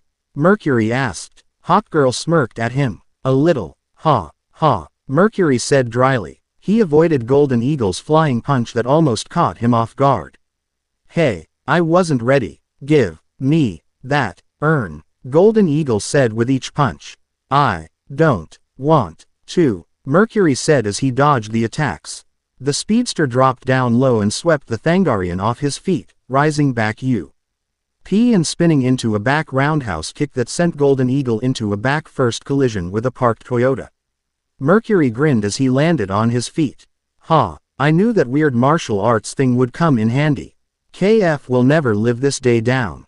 I'll kill you," Golden Eagle said with a roar, flying from his place in the car at Mercury. The speedster jumped up and over the enraged winged warrior, letting Golden Eagle fly past him. "Like I told Hawkgirl, you'll have to catch me first," Mercury said with a grin. A hand reached for the totem, urn, thing and Mercury made some distance between himself and Hawkgirl. "Really? Do you blame a girl for trying?" Hawkgirl asked, giving him a coy smile. "A little," Mercury said dryly. "Want to kiss and make up?" Hawkgirl asked, her smile widening. "Really? Now, there's someone trying to kill you," Mercury said, looking exasperated. "So," Hawkgirl's smile didn't dim in the slightest. "I have no response for that." "I do." Mercury just groaned and gestured to the approaching Golden Eagle. "Can we focus on the psycho in gold, please? Do I get a reward for helping?" "You're not getting the totem." "I never said anything about the totem." Why me?" Mercury asked himself. He avoided the next fist thrown at him from Golden Eagle. "Seriously, dude, what is your deal? That urn contains the ashes of the original Cheera. If I destroy that, I end her life. Permanently," Golden Eagle said. "Not happening," Mercury said, cradling the urn tightly as his eyes narrowed. "Then you will die." Golden Eagle snapped a punch that nailed Mercury in the jaw. Mercury stumbled back, leaning on a dark Chevy while rubbing his jaw. The scrapes on his face already healed, but Golden Eagle was going in for another strike. Mercury moved, letting the parked Impala take the hit for him. "Hey Eagle, catch," Hawkgirl said, firing a bolt at Golden Eagle's back. The golden-clad Thangarian turned and caught the bolt in his hand. He smirked at Hawkgirl, who smirked back. The arrowhead suddenly came alive in an explosion of electricity, the sparks traveling through Golden Eagle's armor and into his body. Golden Eagle screamed in pain before dropping the arrow, leaving him open for a kick from Mercury. The Golden Thangarian flew into another parked car, making the frame implode upon itself. I hope the insurance company pays for that, Mercury said to himself, keeping his guard up and watching Golden Eagle carefully. To his dismay, the villain started to rise up and out of the car. Mercury groaned. Oh come on, give me a break. Trust me, I will, Golden Eagle said with a snarl as he wiped his mouth with the back of his hand. Golden Eagle turned around and grabbed the car he was whipped into, ripping off the indented door and throwing it at Mercury. The intended target ducked under the door and winced when the projectile embedded itself halfway into a concrete wall. Up here, Goldilocks, Hawkgirl said, her crossbow bind. G folded up and replaced with a collapsible mace. She twisted the grip and the heavy nth metal came to life with electricity. Let's dance. It will be your last, Golden Eagle said, his eyes narrowed behind his mask. He shot up from the ground, his fist brought back. Hawkgirl brought her own mace up over her shoulder and swung it like a bat, knocking the villain to the ground. Hey, Golden Eagle looked up from his crater, getting a supersonic punch to the face. Stop damaging my city, Mercury said with each of his punches. Golden Eagle slipped his feet into Mercury's gut and shoved him off. The speedster recovered midair and landed on his feet, racing at Golden Eagle and jumping into the air. His feet shot out with the sounds of gunshots, drilling Golden Eagle into the ground with the barrage of kicks. With a final double kick, Mercury sent Golden Eagle skidding down the road. After seeing the damage he caused indirectly, Mercury palmed himself in the face. Damn it, I wrecked the street. Oh well, now I can prove to KF that kick move in that video game he showed me is possible, he said, his lips spreading into a grin. He raced back to a small mailbox and vibrated his hand through, pulling out the urn with a smirk. God, I love the fact that I can do that. Yeah, it does seem handy, Hawkgirl said as she landed next to him with a smirk on her face. Do I have to ask Nicel? Why for the urn, or will I have to fight for it? Quote. Seriously, we just fought the Golden Turkey and you still want to fight for this thing? Mercury asked. He flushed a little as Hawkgirl leaned into his space, walking her fingers up his chest. Call it my Thangarian instincts, she said with a smirk. Mercury babbled for a moment, being saved from responding as Golden Eagle shot out of his trench, yelling angrily and incoherently. Mercury wrapped an arm around Hawkgirl, rushing her out of Golden Eagle's immediate reach and making the Thangarian villain fly headfirst into a windshield. Hawkgirl smiled at Mercury from where she lay beneath him. And here I thought you weren't bold. Please, stop, Mercury said with a small whine. His hormones could only take so much. Let's just focus on taking this guy down. Not my ideal first date, but I'll suppose it'll do, Hawkgirl said as he helped her back to her feet. I don't know why I bother, Mercury said with a groan. He began vibrating High's arm at high speeds and Hawkgirl charged her mace up again. Golden Eagle stumbled off of the car and turned around, holding his head. Mercury's eyes narrowed and he shot forward, Hawkgirl right behind him. They swung their respective weapon of choice, in Mercury's case his supersonic punch and in Hawkgirl's her nth mace dancing with electricity, hitting Golden Eagle square in the face. Golden Eagle was sent through a car behind him and through a wall. He groaned and tried to get up, but ultimately fell down, unconscious. All right, Mercury said turning and grinning at Hawkgirl, who had her own small smile. She lifted her hand and Mercury high-fived it. The sound of clapping had the two turning around, surprised to find the Scarlet Speedster standing behind them and applauding. Not bad, kids, Flash said with a smile. He crossed his arms over his chest and looked up. What do you think, Shayera? Oh great, Hawkgirl said with a groan as Hawkwoman descended from above. Unlike Hawkgirl, Hawkwoman had a healthy tan skin and red hair. Her armor was more similar to Golden Eagle's than Hawkgirl's, and she wore red boots and green tights. Weird. They did well. I guess you were right.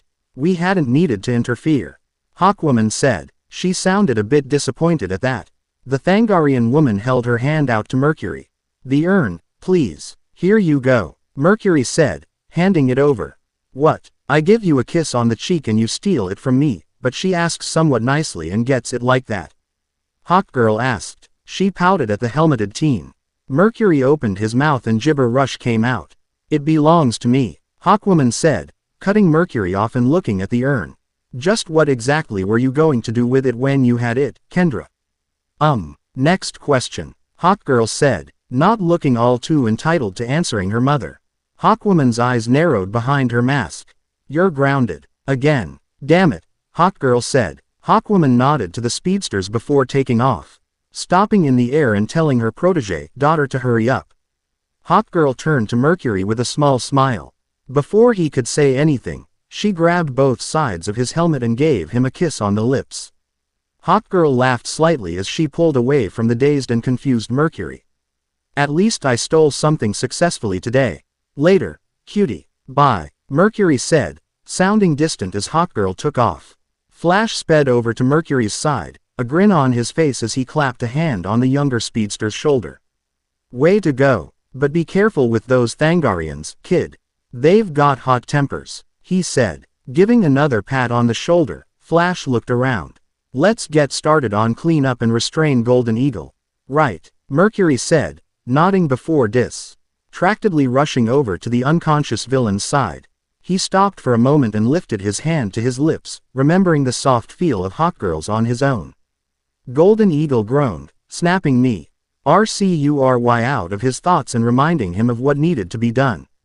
Quote. You lucky bastard, Wally said from where he sat on his computer chair, backwards so he could rest his chin on his arms and glare at Naruto. The still costumed blonde was lounging on the bed, his shoes off and his helmet at his side. After the authorities took Golden Eagle away, he and Flash repaired the road and the immediate area as best they could until the city's officials let them go on their way. Couldn't take jobs away from the little guys after all. So while Flash went back on patrol, Naruto ran over to Wally's again and told him about everything that happened. I told you, it wasn't my fault. She kissed me, Naruto said, averting his eyes slightly and flushing as he thought about that kiss. As far as he knew, that was his first. But it was Hawkgirl, Wally said, whining as he depressingly hung over the back of his chair. She's a total babe, and she kissed you. What's wrong with me? Naruto asked, frowning at the implications of the statement his friend made. You're a rookie. I've been at this for almost a year, Wally said with a pout. His pout turned into a glare. Leave the babes to the experienced heroes and wait your damn turn. It wasn't like I had a choice, Naruto said. She just grabbed me and, liar. Wally pointed at him accusingly. You seduced her. How? I must know. Boys, I've got cookies. Mary, Wally's mother, said from downstairs. She was aware of their identities, a must since her brother-in-law had warned her about byproducts of Wally's powers. ND didn't mind it all too much since she loved cooking. So when she heard about another speedster in the area Wally's age, she encouraged him to come over more often. Mary figured it would do Wally go. OD to have a friend with powers like him. We'll be right there, Wally said before pointing at Naruto expectantly. This isn't over, but it wasn't my fault, Naruto said. The two of them zipped downstairs, getting a disapproving frown from Mary. Wallace Rudolph West, what have I told you about running in the house? She asked. Not to. Sorry mom, Wally said, snatching a cookie and eating it.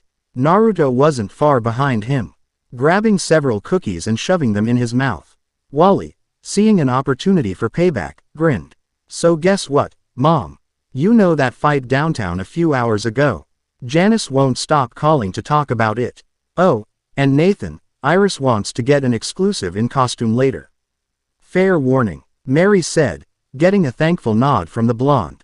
Well, Nathan here stole a kiss from Hawkgirl after it, Wally said smirking while Naruto choked on the cookies he was currently trying to eat. His smirk fell at seeing his mother give a bright smile to the blonde. Good for you, Nathan. I hear she's really pretty, Mary said, making Naruto choke harder and try to explain himself. Mary turned to her son and frowned. And when will you get a girlfriend? Mom, Wally said, looking disappointed that his plan somewhat backfired. I didn't kiss her, she kissed me, Naruto finally said once he swallowed the lump of food that was in his mouth. Oh, how unusual. Will you be inviting her over to meet the Garricks for dinner soon? Mary asked. Wah no, she's not my girlfriend, Naruto said, his cheeks flaming in embarrassment. Sure she isn't, Mary said, giving a tittering laugh. I'll be sure to tell Iris this if Barry hasn't already. The new hero already stealing my baby's place in the spotlight.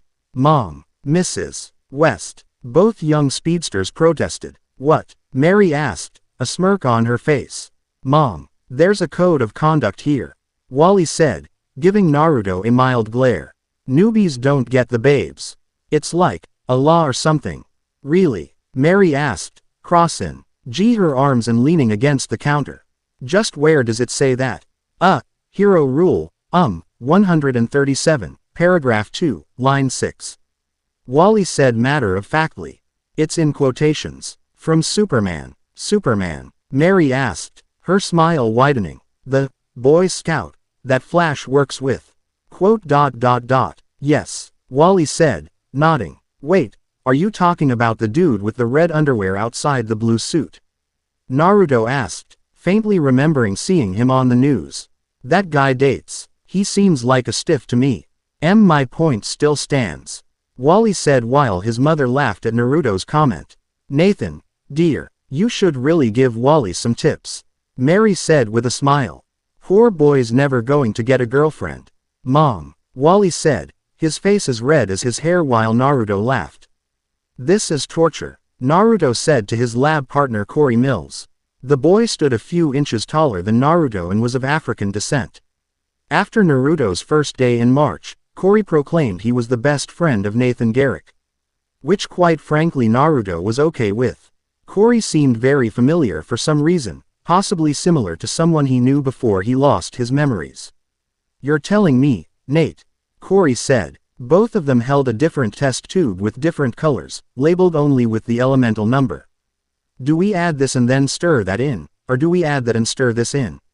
Quote. Maybe we add both and stir them together, Naruto said, not sounding too sure of that. He'd only been in school for 2 months and he knew now that he didn't want anything to do with science or math. He was barely scraping AC average out of those classes, and that was with effort. What could go wrong? Cory asked. 2 minutes later, the lab was on fire and the school was evacuated. Fighters and their trucks were parked on the front lawn and students were gathered behind the barrier. Since no one expected the chemistry wing to suddenly go up in flames, people were stranded until parents arrived. Of course, Naruto acted fast and got separated from Cory so he could double-check that no one was stuck in the school. Well, that was fun, Cory said with a grin. Naruto shook his head with a chuckle. We're so failing that class, he said with a depressed sigh. My grandma's going to kill me. My dad's going to never let me have a social life, Cory said, nodding in agreement. He clapped Naruto on the back with a smile. Oh well, I guess we'll have to just party tonight. Excuse me. The two boys turned at the sound of a disapproving voice. A girl with short black hair stood behind them, dressed in tight jeans and a bear's shirt. She had her arms crossed over her chest and was glaring at them with accusing black eyes. Did you two have something to do with this? No, Naruto said, getting a small look from Cory. No.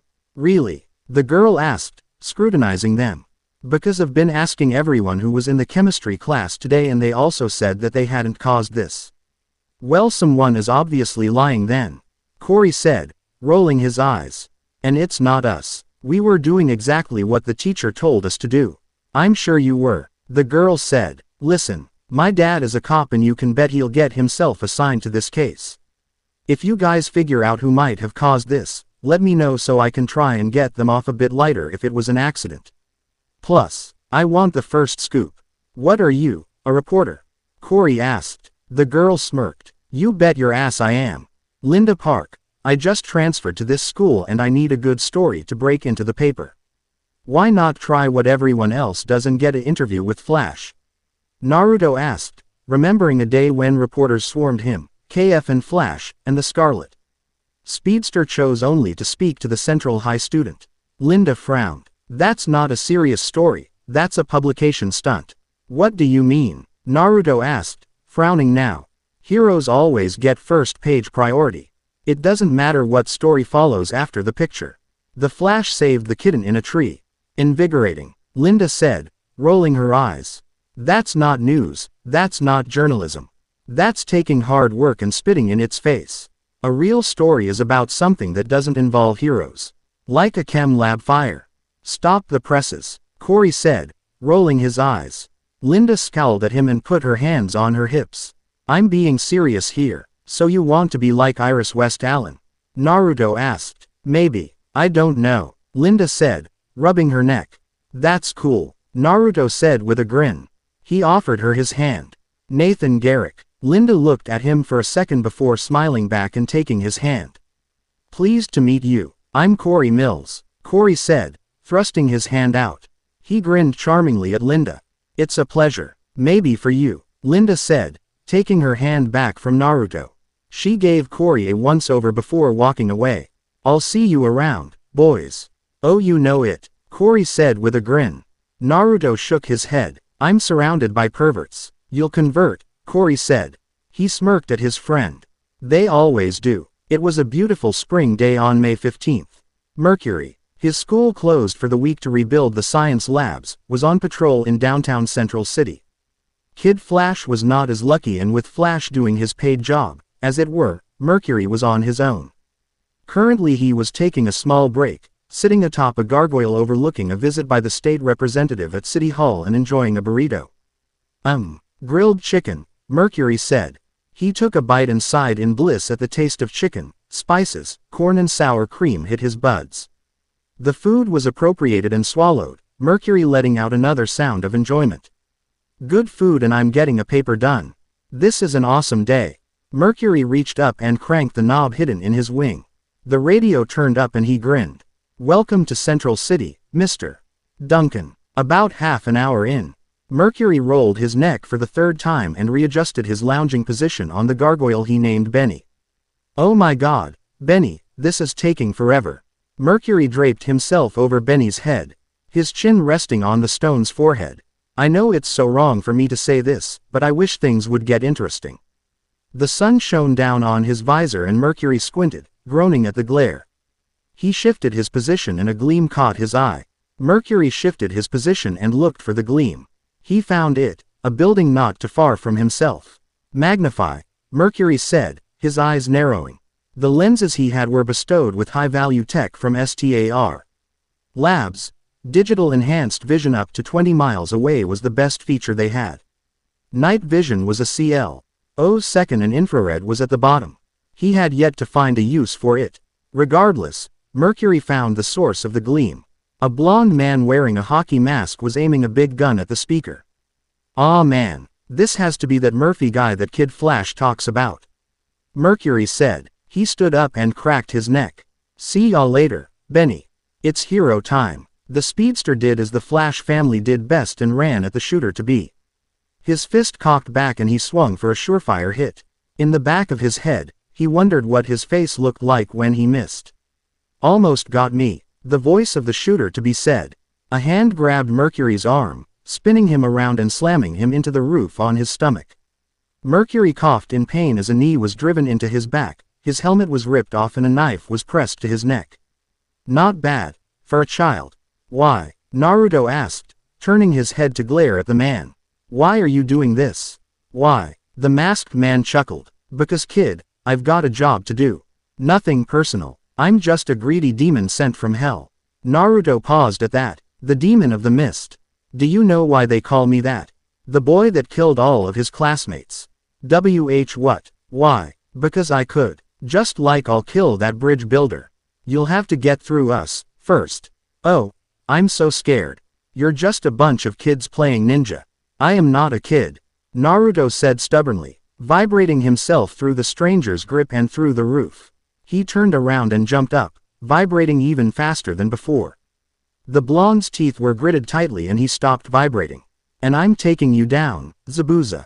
Zabu what? The man tilted his head and Naruto's vision swam. Instead of the masked blonde man that stood in front of him, Naruto saw a man lacking eyebrows. His hair dark as the night, and his mouth hidden by tape. He was tall and lean, wearing strange pajama-like pants, a strap over his chest and camouflaged arm and leg wear. Naruto's eyes dilated and widened at the same time, running forward with a yell. Naruto hit Zabuza with a strong right, the man spinning with the momentum and hitting him in the gut with a kick.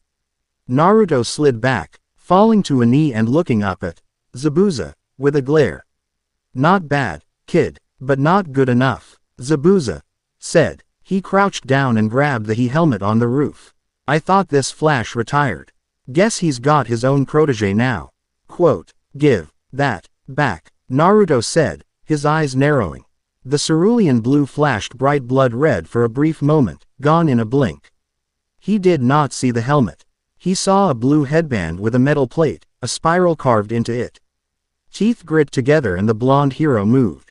He gave a high-speed barrage of punches and kicks that Zabuza blocked before bursting into a run around his enemy. "You think this intimidates me? I fought the Flash, kid. And you ain't him," Zabuza said, his eyes narrowing. Zabuza's arm shot out, catching Naruto with a close L.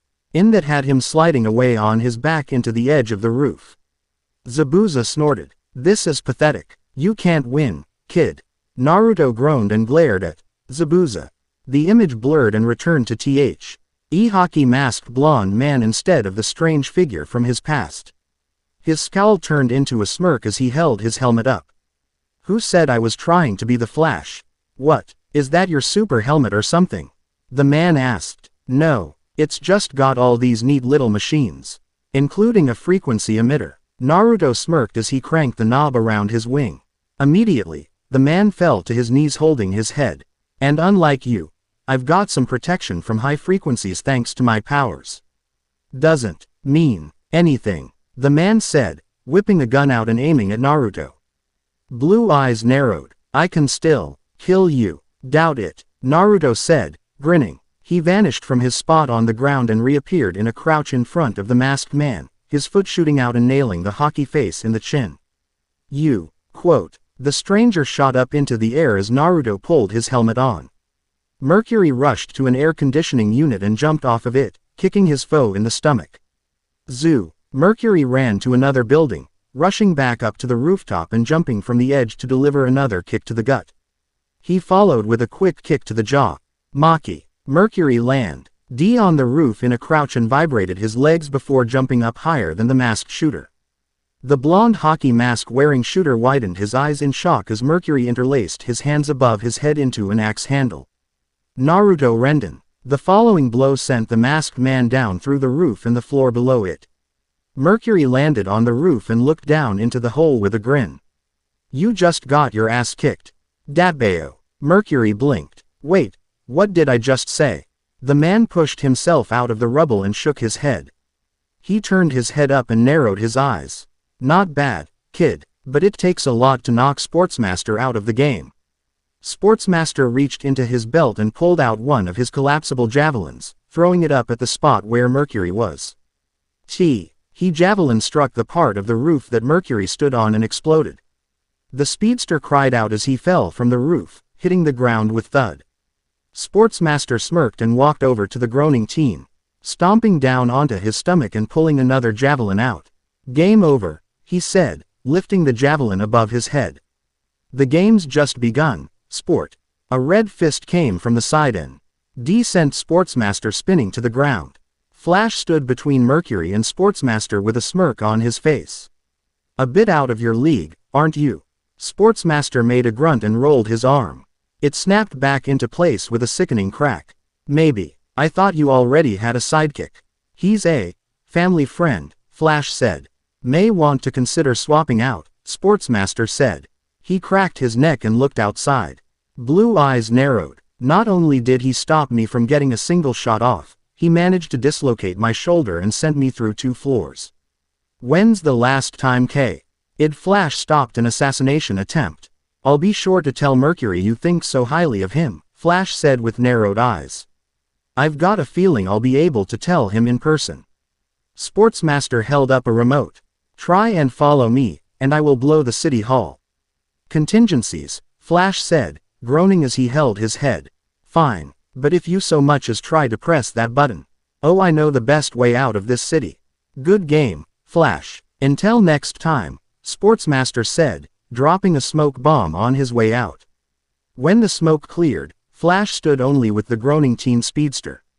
Jerk. Flash turned and knelt down, grabbing Mercury's shoulder and jostling it. Hey, Mercury, wake up, kid. Mercury's eyes snapped open and he shot upright. Zabuza. No, easy, easy, Flash said, keeping Mercury in place. Sportsmaster's gone, kid. Mercury groaned and grabbed his head. Where'd he go? Where's he left? Flash patted Mercury on the shoulder. Who's Zabuza? I don't know. The helmet came off and Naruto threw it away before holding his head. I feel like I'm going to blow up. One of your memories must be coming back, Flash said. He started to help Naruto up when he fell right through him, stumbling past the young hero. Hey, sorry, my head. Barry, help. Naruto's eyes rolled into his head and he fell to his back unconscious. Don't worry, Naruto, Flash said, walking over to him and picking the blonde up. He dashed to the helmet, picking it up and putting it on Naruto's head. We'll get you somewhere safe. When a person has something important to protect, that is when they become truly strong. Huh, you really think so? I know from experience. It was a pleasure to meet you, Naruto. Yeah, nice meeting you, too. Oh, and Naruto. Yeah, I'm a boy. What? Naruto shot up in his seat. There's no way you're a boy. Well, I would hope not, Joan said with a laugh as she eased him back into his bed. Otherwise all those days at the hair salon back in college were a waste of time. What? Grandma Joan, what happened to another memory? Naruto groaned and rolled onto his side. Here, swallow this. Joan held out a pill and a glass of water. Naruto quickly took and downed both. I know it won't help much, but it should ease your headache for 15 minutes or so. His metabolism is faster than mine, Jay said as he walked into the room. Behind him was the Scarlet Speedster minus his cowl, Barry with a notepad in his hand. Jay walked over to his adopted grandnephew's side and smiled. How are you feeling, Nate? My head is pounding and I feel like I'm on fire. Naruto groaned and his eyes squeezed shut tightly. Memories resurfacing after how knows how long in the Speed Force will tend to do that.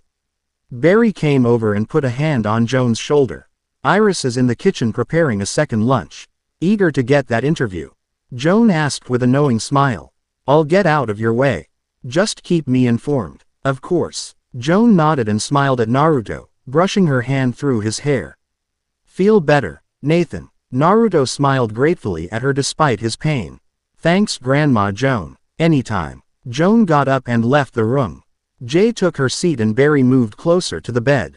I know it's probably the last thing you want to do, Nathan, but we need you to think about the memory that resurfaced during your fight with Sportsmaster, Barry said.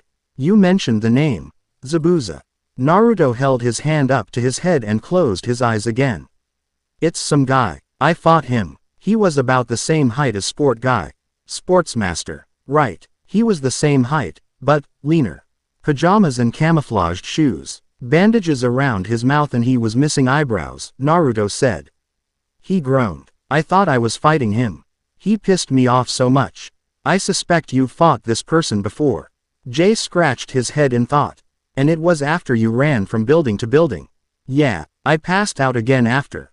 Naruto trailed off, going back to the memory he woke to. You were moving really fast. At the peak of supersonic speed, Barry said. He scratched his chin. You were vibrating afterwards. Naruto, just how fast did you go when you were fighting Sportsmaster? I don't know, Naruto said. I'll have Joan call Max and have him meet us at the treadmill. Jay said, zipping out and reappearing in his getup. She's dialing now, I'd bet. The old zip by and leave a message on the counter trick. Barry asked as he pulled his cowl back on. Naruto started to get up, but Flash stopped him. You're catching a ride, Naruto. What? I can run it easy. Naruto said, getting out of bed. His legs acted like noodles and he fell forward, Jay catching him and helping him upright. Okay, I'll take that ride. Well, it's a pleasure to finally meet face to face. I'm sorry we hadn't sooner and that it's under these circumstances, Max said to Naruto as he gray. ETED the three speedsters outside of the warehouse. The last time I saw you, you had just come out of the Speed Force. Sorry I hadn't come visit, Naruto said with an apologetic smile. He shook the older man's hand. So you're Max Mercury. What was it like starting out? Back when I first began, all I had to worry about was supplying food for the tribe. Max stared off into the distance, thinking of days long since past. He shook his head. No matter, we have other things to worry about at the moment. We can catch up later. We'll have lunch. No objections, Jay said as Max made to open his mouth. The Native American chuckled. All right, let's see if we can't put a cap on this boy, Max said, waving them to follow him in. They walked to the treadmill, Naruto whistling in interest at it. He pulled his sunglasses down over his eyes and grinned as he stepped on the treadmill. Ready whenever you guys are, Naruto said, tapping the button that brought his helmet out. He gave the older speedsters a thumbs up, getting nods from the older speedster. Barry will run alongside you in case you start to fade again, Max said, the scarlet speedster appearing next to Naruto in a blink of an eye. Jay will watch your vitals and I'll be monitoring your connection to the Force. Yes, Master Yoda, Flash said, Jay chuckling at the reference. I don't get it, Naruto frowned, a bit jealous that he didn't get the joke. Don't worry, you're not the only one. Max shook his head at the Flash's antics. All right, you two may begin.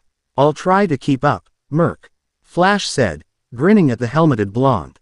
Naruto grinned back before setting into a steady pace of 67 miles per hour. Flash laughed. 2 miles over the top speed. Come on, you can go faster than that.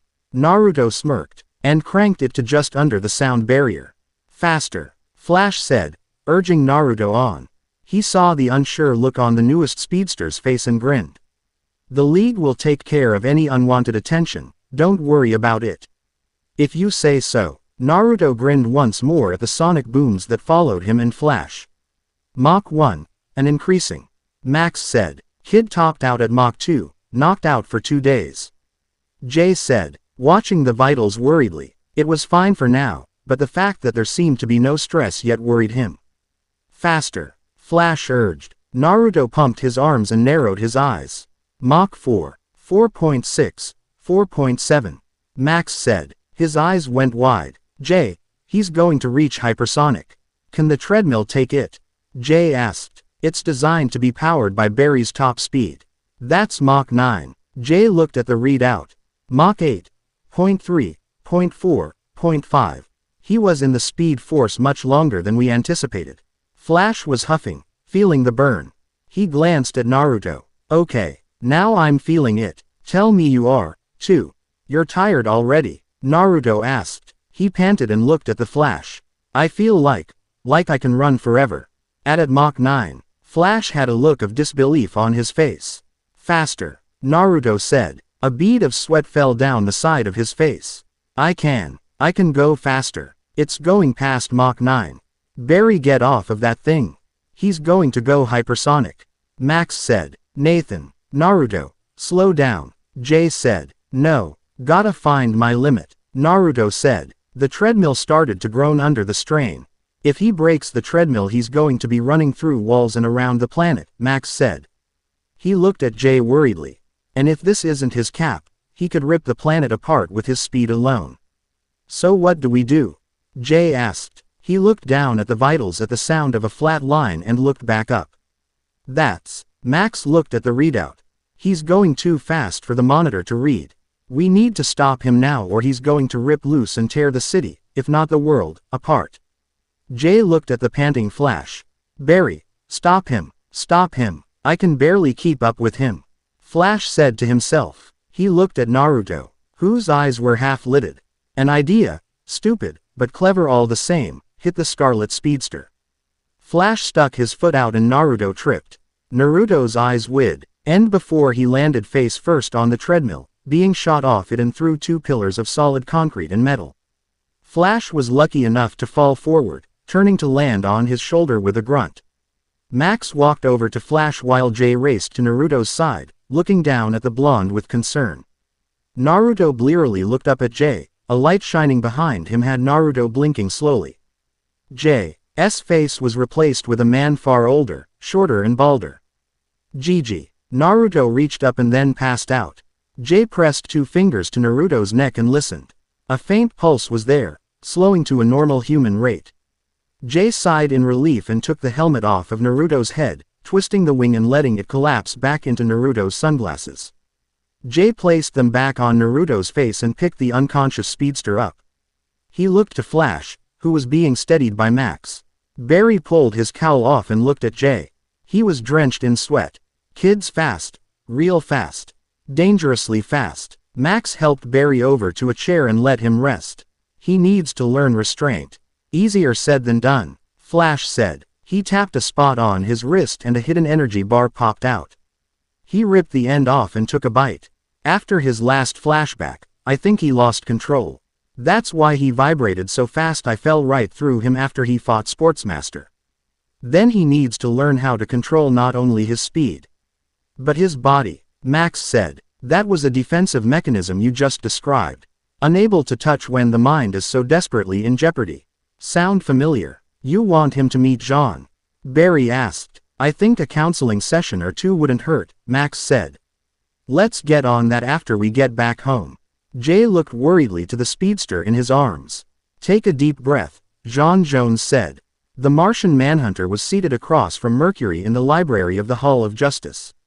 The speedster was the first hero his age in this room as far as he knew. Quite frankly, he wasn't a fan of the civilians watching him in the window above. Still, Mercury closed his eyes and took a deep breath. Good. Jean's red eyes glowed. Now, let me see your mind. Naruto shot up from where he was underwater. He coughed the liquid up that had been in his lungs. A hand was held out in front of him and he took it while he continued to cough. Once he was back on his feet, Naruto looked around. Pipes lined the rock walls. There was a dark green lighting of the cavern and the water was up to his knees. With a final cough, Naruto looked to the one that helped him. Thanks, Jean, he said. It was still so weird to talk to the Martian. Hopefully the feeling went away in time. It will, Jean said. Naruto blinked and Jean smiled lightly. You let me in, now I know thoughts that hit the front of your mind. I apologize for invading your space. Like you said, I let you in. Naruto smiled back. He looked around and frowned. So, my mind is a sewer. A representation of loneliness, depression, and many other negative outlooks, Jean said as he looked around with a frown. Your life before now has not been a good one. Maybe I'm better off not remembering, Naruto said under his breath. No, you cannot ignore your past, however horrible it may have been, Jean said. Your past is what has made you who you are today, even if you don't remember it. It has made you appreciative for everything in life. It has given you a strong will, as evidenced by the green light. In another life, you would have been a prime candidate for a Green Lantern. Naruto made a noncommittal hum and looked around before he spotted a gleam. He walked towards it, Jean hovering behind him. The water sloshed as Naruto made his way through it to his goal. What felt like hours passed before he wound up in front of the source of the gleam. It was a cage, was being the operative term. Large and made of steel, the bars were as wide as Naruto's shoulders and it looked like it was over 100 feet tall. The blonde's blue eyes widened as he looked up and found the bars wrenched open. Only instead of being burst out, they were thrust in, warped and broken. Something took whatever you locked away in here, Jean said. He held his hand up and reached for the bars. He was suddenly repelled and shot away from the prison with a painful cry. Jean, Naruto said as he ran over to the Martian and arrived at his side with a splash. He helped Jean up to his feet while the Manhunter held his head. Are you okay? There's a strong psionic shield around the cage. Jean groaned. His eyes squeezed tight before they opened. Whatever was once in the cage was powerful. It erected a barrier to protect itself. Wait, I thought you said I locked something in there. Naruto said while his brows furrowed together. Jean shook his head. No, the barrier was erected by a different being. It said so in the backlash I received. Oh, Naruto looked back at the cell. That's not the only thing though, is it? No. Jean narrowed his eyes. Something powerful ripped through the barrier like it was tissue paper. The question is not what ripped through the barrier, but why did it? What was taken from you? You got me. Naruto shrugged. Whatever it was filled with rage, Jean said. He stared into the abyss of the cage, his eyes narrowed in thought. A lot of rage. So, discover anything new about yourself with Mr. Green? Jay asked as they grabbed a meal at the food stand. There, snack, made heads turn and eyes stare. A mountain of hot dogs covered their lunch trays and the two heroes took a seat at a table. Apparently, life wasn't so good for me when I was younger, Naruto said with a sigh. He devoured a few hot dogs with superhuman speed, an act that got him some attention from the guests. When he was finished, a closed fist was held in front of his mouth while he muffled a burp. Excuse me, and there was something. Jay picked up a hot dog and looked at Naruto expectantly. Naruto rested his chin in his hand and looked at a hot dog on his plate.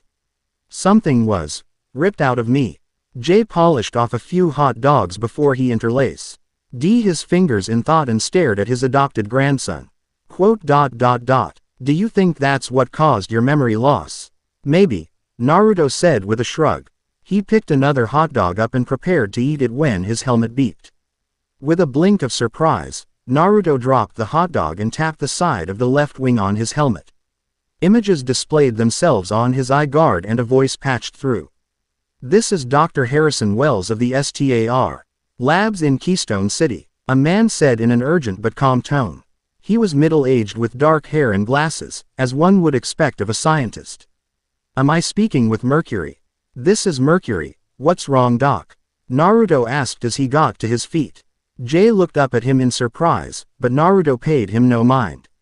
It seems my presence has attracted an old colleague of mine to Keystone. Dr. Wells said. The camera shook and the doctor stumbled for a moment before he righted himself. Get the flash. Tell him that Mirror Master is back and the SC. Reen got jacked and a man wearing a green mask with orange lenses over his eyes. He lifted a green hand up and wagged a finger with a tisk. Naughty, Wells. This Flash wannabe isn't on the A game and Flash himself is busy with a tsunami recovery. You'd best stay away, kid. This is personal business. You can't stop me if you tried. Naruto said with a frown. He ended the connection and looked at Jay. Some guy named Mirror Master is back and attacking Keystone's STAR Labs. Well, we'd better hurry up and get over there, Jay said as he got to his feet. The both of them looked at the hot dogs and regrettably threw them out before they sped away, much to the enjoyment of the civilians present. The run didn't take very long. An easy 5 minutes from Cincinnati to Keystone. Mercury came to a stop outside of the STAR Labs building, not even a drop of sweat on his face. A beat later and Jay came to a stop beside him with his hands on his knees. Woo boy. Jay took in a breath of air. He righted himself and then put a hand on his back, which cracked on his movement. Haven't run that fast in a while. I need to get back in shape. You didn't have to come, Mercury said as he walked to the doors. Jay shook his head. Mirror Master is unlike anyone you've ever faced before, Nate. He's patient and calculating, not as careful as Captain Cold, but a lot smarter than some of my rogues. I'll take your word for it, Gramps. Mercury grabbed the door handle and immediately recoiled. Yee ouch. There's some kind of current running through the doors. That's STAR Labs security for you. Best that money can buy, Jay said. He looked at Mercury. Looks like we'll have to find a weak spot. This is STAR Labs, though, Mercury said. His brows furrowed together in thought and he crossed his arms. Like you said, best security money can buy. Jay smirked. Ah, but money can't buy us. And they never thought we speedsters would steal anything from behind their doors since they know us. So it's not speed-proof. Mercury beamed. He threw a thumb behind him. I'll go left, you go right. Sounds good to me, Jay said. The two speedsters vanished in opposite directions. They ran up the side, cleared the roof, checked the back, and searched the sides of the building in less than 2 minutes. They regrouped in the front. I didn't see anything but a few vents. Too small to climb through and the back door has a magnetic lock. Yeah, I know, but was it electrified? Mercury smirked at the older speedster. Jay blinked before he laughed. He sighed and put a hand on Mercury's shoulder. I'm too old to vibrate through walls, but you're not. I'll stick around and get the police ready. Be careful, nah Mercury. Mirror Master is smart, and a smart villain is a lot harder to beat than a dumb one. Mercury nodded before he ran around to the back of the facility. He came to a stop at the back door and put his hand on the steel. Behind his helmet's visor, Mercury's eyes narrowed. He brought his hand back to the right wing on his helmet and his visor scanned it. Scanning. Scanning. Scan complete. Orichalcum. A metal mined and traded from the kingdoms of Atlantis to the world of the surface in order to keep peace between the two. Trade originated back in October of 2001, when King Arthur Curry, also known as Aquaman, attended a blah, blah, blah. Don't care. How dense is it? Mercury frowned as he scrolled ahead and cut the computer off.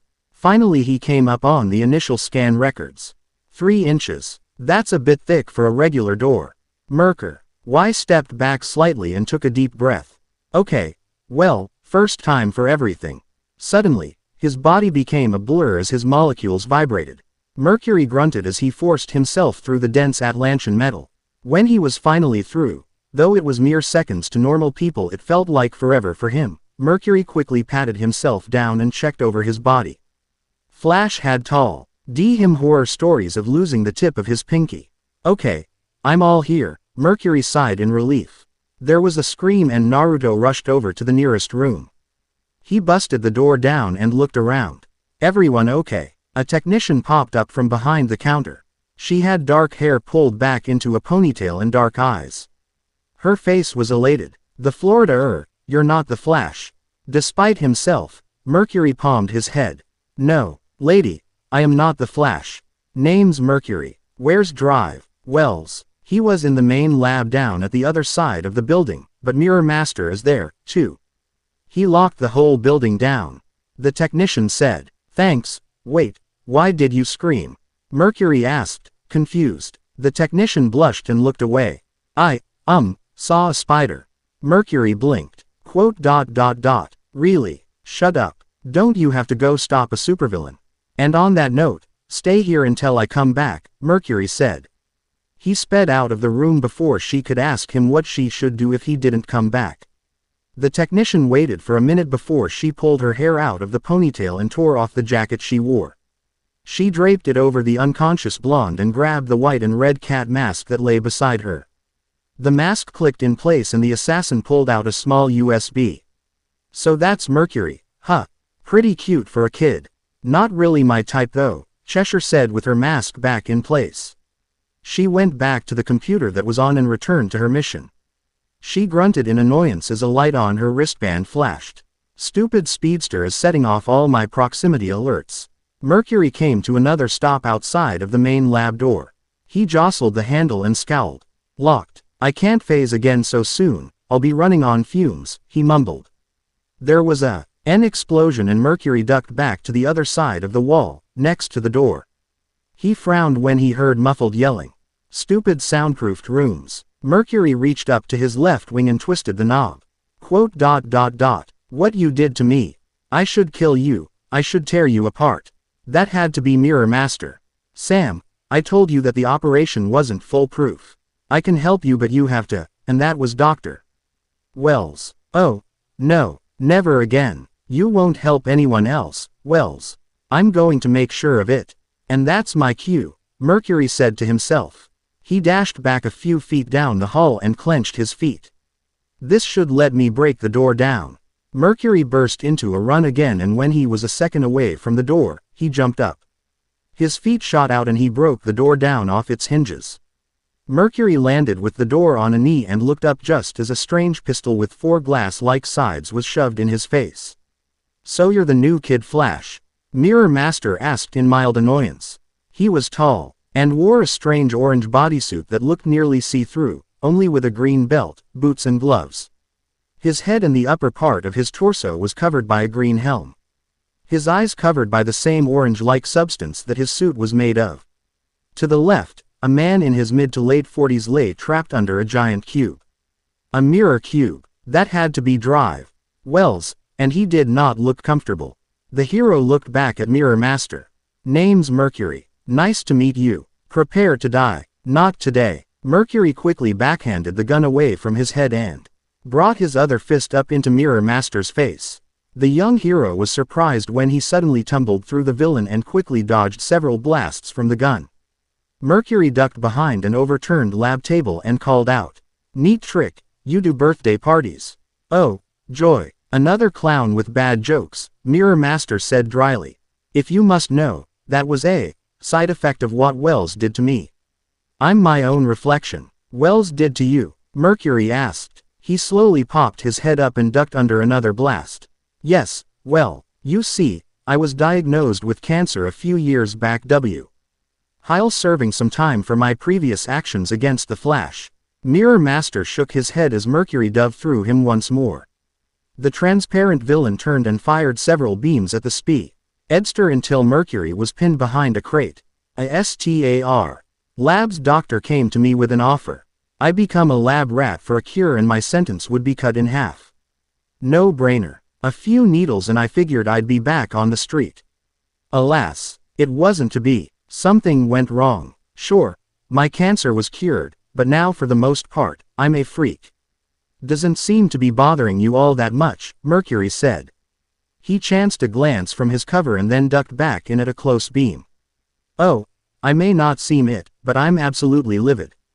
I'm an abomination against nature. A meta. I'm no better than the Flash. What's wrong with the Flash?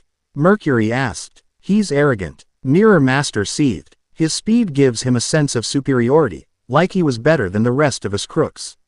He's not on the wrong thing in his life and he can go just as bad as us. Or worse. Yeah, doubt it, Mercury said to himself.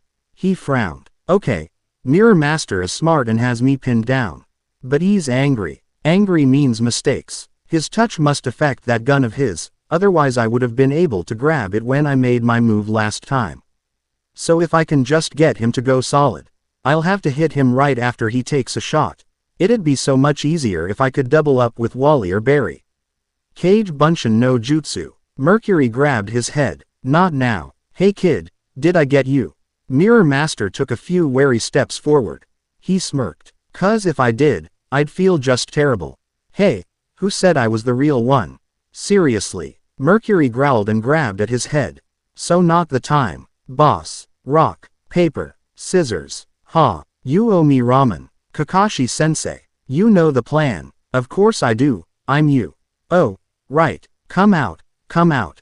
I just want you to reflect on your poor decisions, Mirror Master said as he moved closer. Mercury growled and tightened his hands on the side of his helmet. The throbs dimmed down and a soothing clarity filled his head. He looked up and in the reflection of his now blank visor, Naruto saw sparks appear in the whites of his eyes. An idea struck and Mercury hardened his gaze. Hey, Double M, he called out from his hiding spot. How good is your aim? Mirror Master scowled. Impeccable. Why? I want to see if I can dodge your blast with it coming right at me. I know I can outrun your eyes, but can I outrun your shot? Mercury asked. A smirk crossed the man's face. All right, boy, your hubris will be your downfall. Step out. Mercury stepped out and lifted his hands in surrender. Seconds of silence ticked by on a small watch. Then suddenly, a white laser pierced through the young hero's chest and he slumped back against the wall.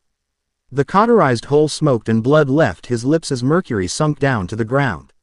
Ha ha, yes. Oh, it feels good to put down an arrogant speedster. If only you were the Flash. Mirror Master cheered. I can't believe you're going to be able to look at yourself in the mirror after that. The voice had Mirror Master spin around just in time for a supersonic punch to smash into his face. Mirror Master flew back and landed in a heap next to Mercury, only for that Mercury to fade away. The real Mercury rolled his wrist and smirked. Reflect on that, smart guy, he said.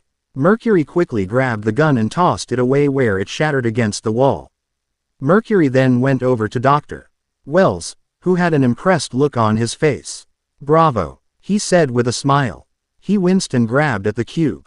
I don't suppose you have super strength, do you? I've lost feeling in my legs. No, but I do have a very active imagination. Mercury stepped back and pointed his arms at the cube before he began to spin them and create a vortex that propelled the cube from the man's back.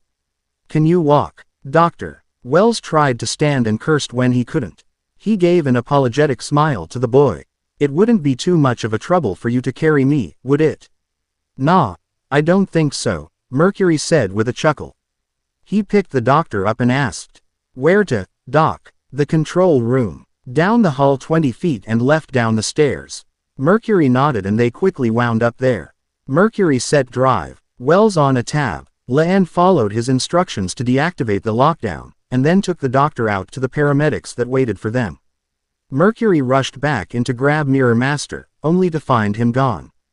The whiskered hero scowled. "Figures. I'll just get him next time," Mercury said with a frown. He then rushed throughout the building to help other scientists trapped by Mirror Master's attack. When He rushed in to help the technician he found earlier, he was surprised to find a blonde in place of the original black-haired one. The woman in question claimed to have been attacked, but didn't blame him for not discovering her sooner after he apologized profusely for his mistake. In her words, he had no way of knowing she was there. "Anyone left?" Jay asked as he walked up to the younger speedster. Naruto, his helmet off and his face vibrating to hide his features, shook his head. "No, I triple-checked. Any sign of Mirror Master? Not one. That transparency will be a huge problem, too. I'll have to tell Barry when we get home," Jay said. Naruto held his stomach as it growled. "Yeah, think we can stop for some food on the way?" Jay laughed. "It's like you read my mind. Come on, let's hurry so Joan doesn't worry too much." 3 days later and Mercury was at Central City Hospital to check up on Dr. Wells. The staff was kind enough to point the room out. When Naruto learned on the news day before that Wells had been paralyzed, he felt horrible and decided to drop by to check on him. Mercury knocked on the door softly. "Come in, Doctor," Wells said. Mercury walked in and rubbed the back of his neck. "Doctor." Wells blinked and closed his laptop. "Oh, hello, Mercury, right, yay, hi, drive." Wells. I heard about your, Doctor." Wells chuckled wryly and gestured to his legs. "Oh, this is just karma. I took a man's life, the life he was comfortable with anyway. This should return the balance." "Sorry," Mercury blurted out. "For what, Doctor?" Wells arched a brow and nodded to the nearby chair. Mercury took the seat and Dr. Wells adjusted his own to sit back and lowered. "Ah, that's better. I keep asking for more pillows so I'm not lying down all the time. I can't stop working or I'll go crazy. And as we both know, crazy and genius do not go well together." "Right," Mercury smiled. He sighed. "I'm sorry that I wasn't fast enough. If I had beaten Mirror Master sooner." "Don't blame yourself, drive," Wells said. "This was of my own doing. It was bound to happen sooner or later. Thank you for saving my life and the other lives at STAR Labs, Mr. Uzumaki." Mercury blinked. What, Doctor?" Wells smiled. "Come now, I'm a high-ranking scientist at STAR Labs. And while Flash thought he disabled all of the cameras, he didn't. I know who you are." Mercury felt a vice grip his heart. He knew. What now? What happens now? "Don't worry, I won't tell anyone, drive," Wells said. He interlaced his fingers over his computer. "In fact, I have a proposition for you. I know that you came out of the Speed Force." "You do?" Mercury blinked. "Yes, Doctor." Wells nodded. "But you don't remember how or why you went in, do you?" Mercury opened and closed his mouth before he shook his head. "I didn't think so, Doctor." Wells sighed. He hummed. "If you'd let me, I'd like to find out how you did." The Speed Force is as unknown as most of the universe, and aside from Max Mercury, a good man to honor. By the way, no one knows a lot about it. You want to study it? No, I'm a physicist. If we could figure out how you went in, we could figure out where you came from, Doctor. Wells said. Mercury's eyes widened. We could find your home. It was the month where spring ended and summer began. Naruto didn't see the hype of it all. Sure, he couldn't wait to be out of school, but it wasn't the same as being a hero. While kids gossiped about what they were going to do when summer came around, Naruto thought about his potential work with Dr. Wells. When he had first told Jay and Joan of Wells' offer, they were honestly shocked. They admitted to not wanting him to leave, but they did want him to remember his life. He was happy to note that they would support whatever choice he made if the time ever came. Naruto wanted to remember his life, too. If not to go home, then so the incoherent and inopportune flashes of memories would end. Granted, the last one helped him make his first successful speed clone. But that was beside the point. Dude, Cory whispered next to him where they sat in homeroom as their teacher droned on about a summer project. 2 more weeks and then we can kiss this hellhole goodbye. Naruto snickered at his words. Cory tended to get a bit louder when he got excited. Mr. Mills, is there something else you'd like to add? The teacher asked irritably. Not particularly, Cory said sheepishly. Good. Now then, for Monday, I would like to see your final papers on the practical use of lasers in modern science turned in on time and... Whatever he said was drowned out by the final bell. Naruto was tempted to just run out, but he wouldn't ditch Cory like that. Naruto grinned at his friend and the both of them hurried to their lockers. Silently agreeing to meet up outside the front of the school, Naruto retrieved the books he needed for the weekend and slammed his locker shut. He turned and nearly yelped when none other than Linda Park stood next to him. If not for his already faster than average heart rate, Naruto was sure his heartbeat would have skyrocketed from the jolt of surprise. Hey, Linda, Naruto said, trying to not show he was startled. She smirked at him and he frowned slightly. He hated being teased, especially by cute girls. Can I help you? She hummed. Maybe. I'm writing a paper on the incident at STAR Labs last week, and I noticed that your name was signed into the visitor's book at the hospital when I went to ask Dr. Wells about it. Naruto frowned. I thought you weren't going to do superhero stories, though. I'm not, Linda said. I'm following up on the data that was stolen. Oh, right, that. Naruto forced back the scowl and put on a quizzical face. Data, yes, during Mirror Moss Chair's hostage situation, a lot of data for something called Project Maximum was downloaded onto a small flash drive, Linda said. From what I can gather from those willing to talk, it's the beginning of biological technology being used to give the everyday person superpowers. That's bad. Naruto blinked as he shouldered his bag and walked with Linda to the front doors of the school. Linda gave him a look of disbelief. Bad. Nathan, can you imagine what would happen if a normal thief got a hold of that kind of technology? It'd be like a venom outbreak, only worldwide. Isn't that already a problem? A biotech supplement wouldn't have the same addicting effects as venom would. It's supposed to graft into your system, so there's no need to do it again, Linda said. Unlike venom, which is a drug that can and will make you an addict. Why do you think it's outlawed in every state in the country? Heck, practically the entire world has outlawed it. Point taken, Naruto said. He scratched his cheek. Still though, I don't see the appeal of super strength. Speed is more cool to me anyway. Though I might be a bit biased. Linda rolled her eyes. No, you think Mr. Flash shirt. Naruto frowned and looked down at the red shirt with a lightning bolt on it that covered his chest. This isn't Flash, it's Captain Marvel's. A dark brow arched. There's a difference. Flash's bolt is encircled, Captain Marvel's isn't, Naruto said. PSH, like that hulky flyboy can compare to our Scarlet Speedster. Cory scoffed as he walked up to the duo. He grinned at Linda. Hey beautiful, how are you doing? Linda gagged and pushed him away. Do you even brush your teeth? Your breath smells so corny. Naruto snickered at the two. In their limited meetings, Cory would always try to flirt with H. And she would brush him off like he was a piece of lint. Cory took it all in good fun, but there was a part of Naruto that suspected he was a bit miffed Linda didn't take his compliments seriously. Well, that's because I've been using the newest flavor of Colgate. Cory laughed lightly at his own joke. So, what's a pretty girl like you doing following my bud? Trying to score a date. Linda frowned at him. No, I am trying to figure out why your bud has been visiting Drive Harrison Wells at the hospital for the past week.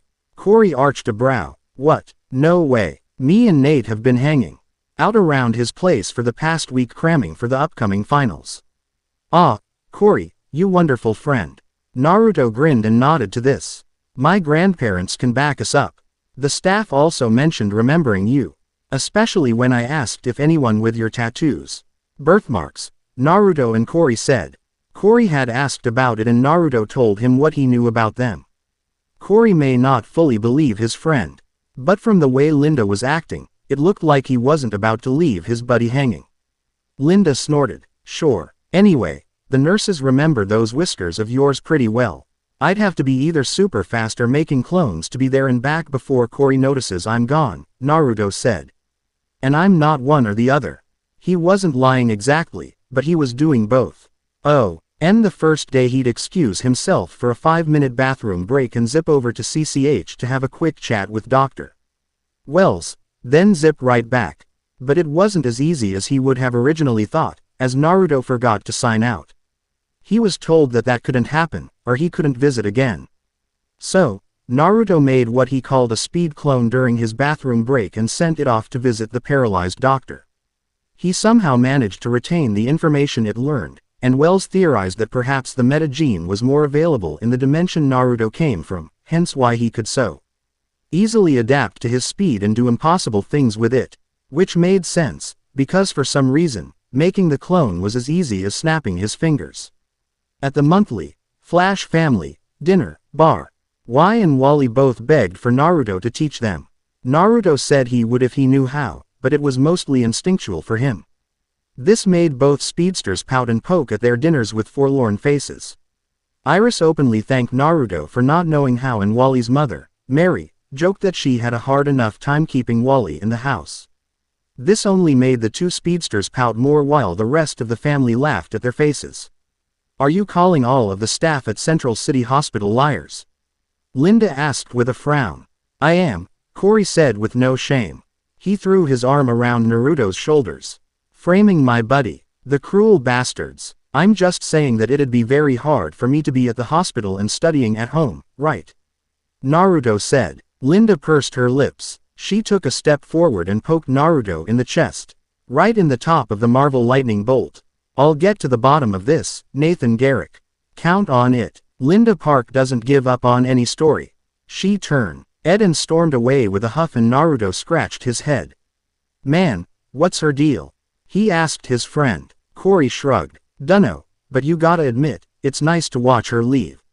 Naruto shook his head. Perv. Ah, you'll convert one day. I'll make sure of it. Naruto and Cory were hanging out at Central City's mall, content with blowing off their homework for an afternoon to relax. Naruto had an extra large orange smoothie on hand and was drinking it down like no tomorrow. Cory, who had a medium fruit smoothie, frowned at him. Okay, seriously, your metabolism is freaky scary, he said. Naruto gave him a confused glance and released the straw from his mouth. What do you mean, dude? That's your third extra large and we just left the food court, Cory said dryly. What? I'm a growing boy, Naruto said with a shrug. He slurped down some more orange smoothie. So what's our goal today? Ogle, mingle. Cory hummed and looked around. Not a lot of girls here today, looks like we're ogling the MILFs. Quote. Do you really have to say things like that? Naruto asked dryly. Yes, Cory grinned. He pointed over to a jewelry store. And there's our first observation target. Of course, right after he said this, people started to scream and run out of the jewelry store. A few laser beams shot out after them and the two teens watched in shock as the security guards ran in. A couple flew out afterwards. But they had holes in their chests. Quote. Wow, Murphy sure doesn't like you, does he? Naruto asked. He turned around and blinked when he saw Cory had already started to run away. Huh, good for him. He knows when to get out of Dodge. Kind of miffed I didn't have to lose him, but I can use that later. Naruto dashed into a nearby clothing store and into an empty changing room. Within the blink of an eye, Mercury shot from the store and ran over to the jeweler's that was being attacked. He quickly bent over backwards at the sight of a beam heading for his face and had his helmet scan it. High-frequency pulse laser. A beam this size has a considerably large energy source that could potentially be hidden in a backpack or belt of some sort. Mercury dodged several more blasts and ducked back behind a wall. He turned his head toward the entrance and shouted. "Give it up. It's only a matter of time before I run in there and take you out. It's been a few years since I've fought a speedster. But if you're anything like the Flash, I find that highly unlikely." A voice that sounded like it belonged to someone Jay's age returned. It also sounded very haughty and confident. Mercury pursed his lips. He didn't like being underestimated, but he couldn't lie that sometimes it was beneficial.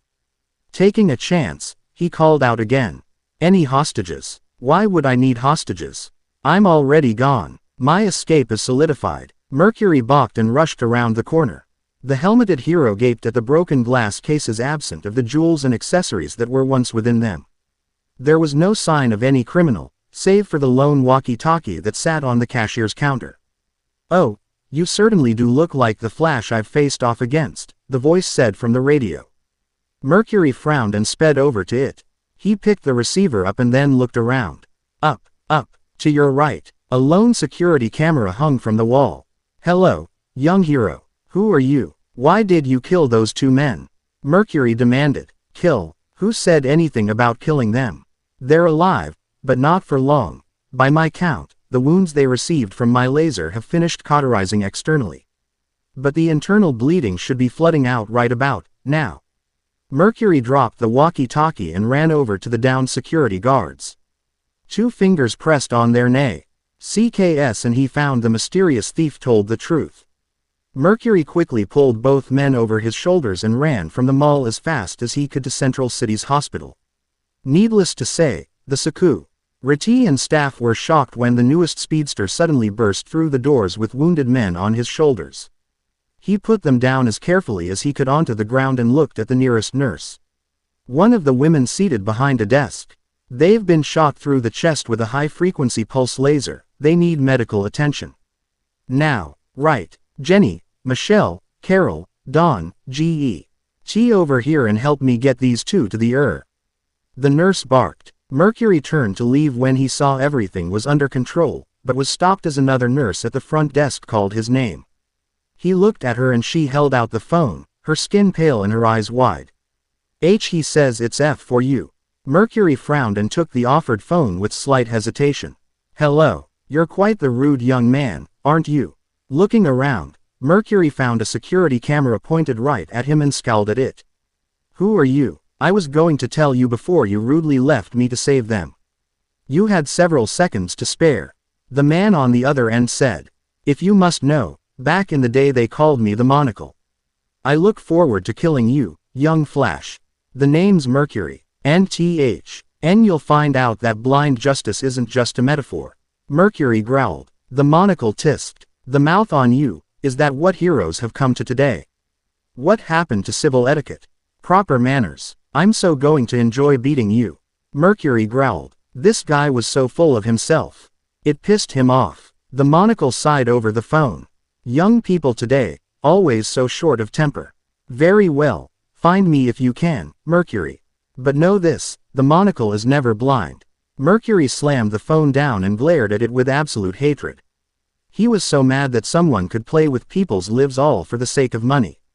The helmeted speedster took a moment to calm down and tensed when someone put a hand on his shoulder. Mercury turned and his mouth popped open in shock at who stood there. Quickly he made his face vibrate to disguise his appearance. "Are you okay?" Linda Park asked him. Mercury took a breath before a vibrating voice came out. "Yeah, I'm fine thanks." Linda blinked in shock. I didn't know you could do that."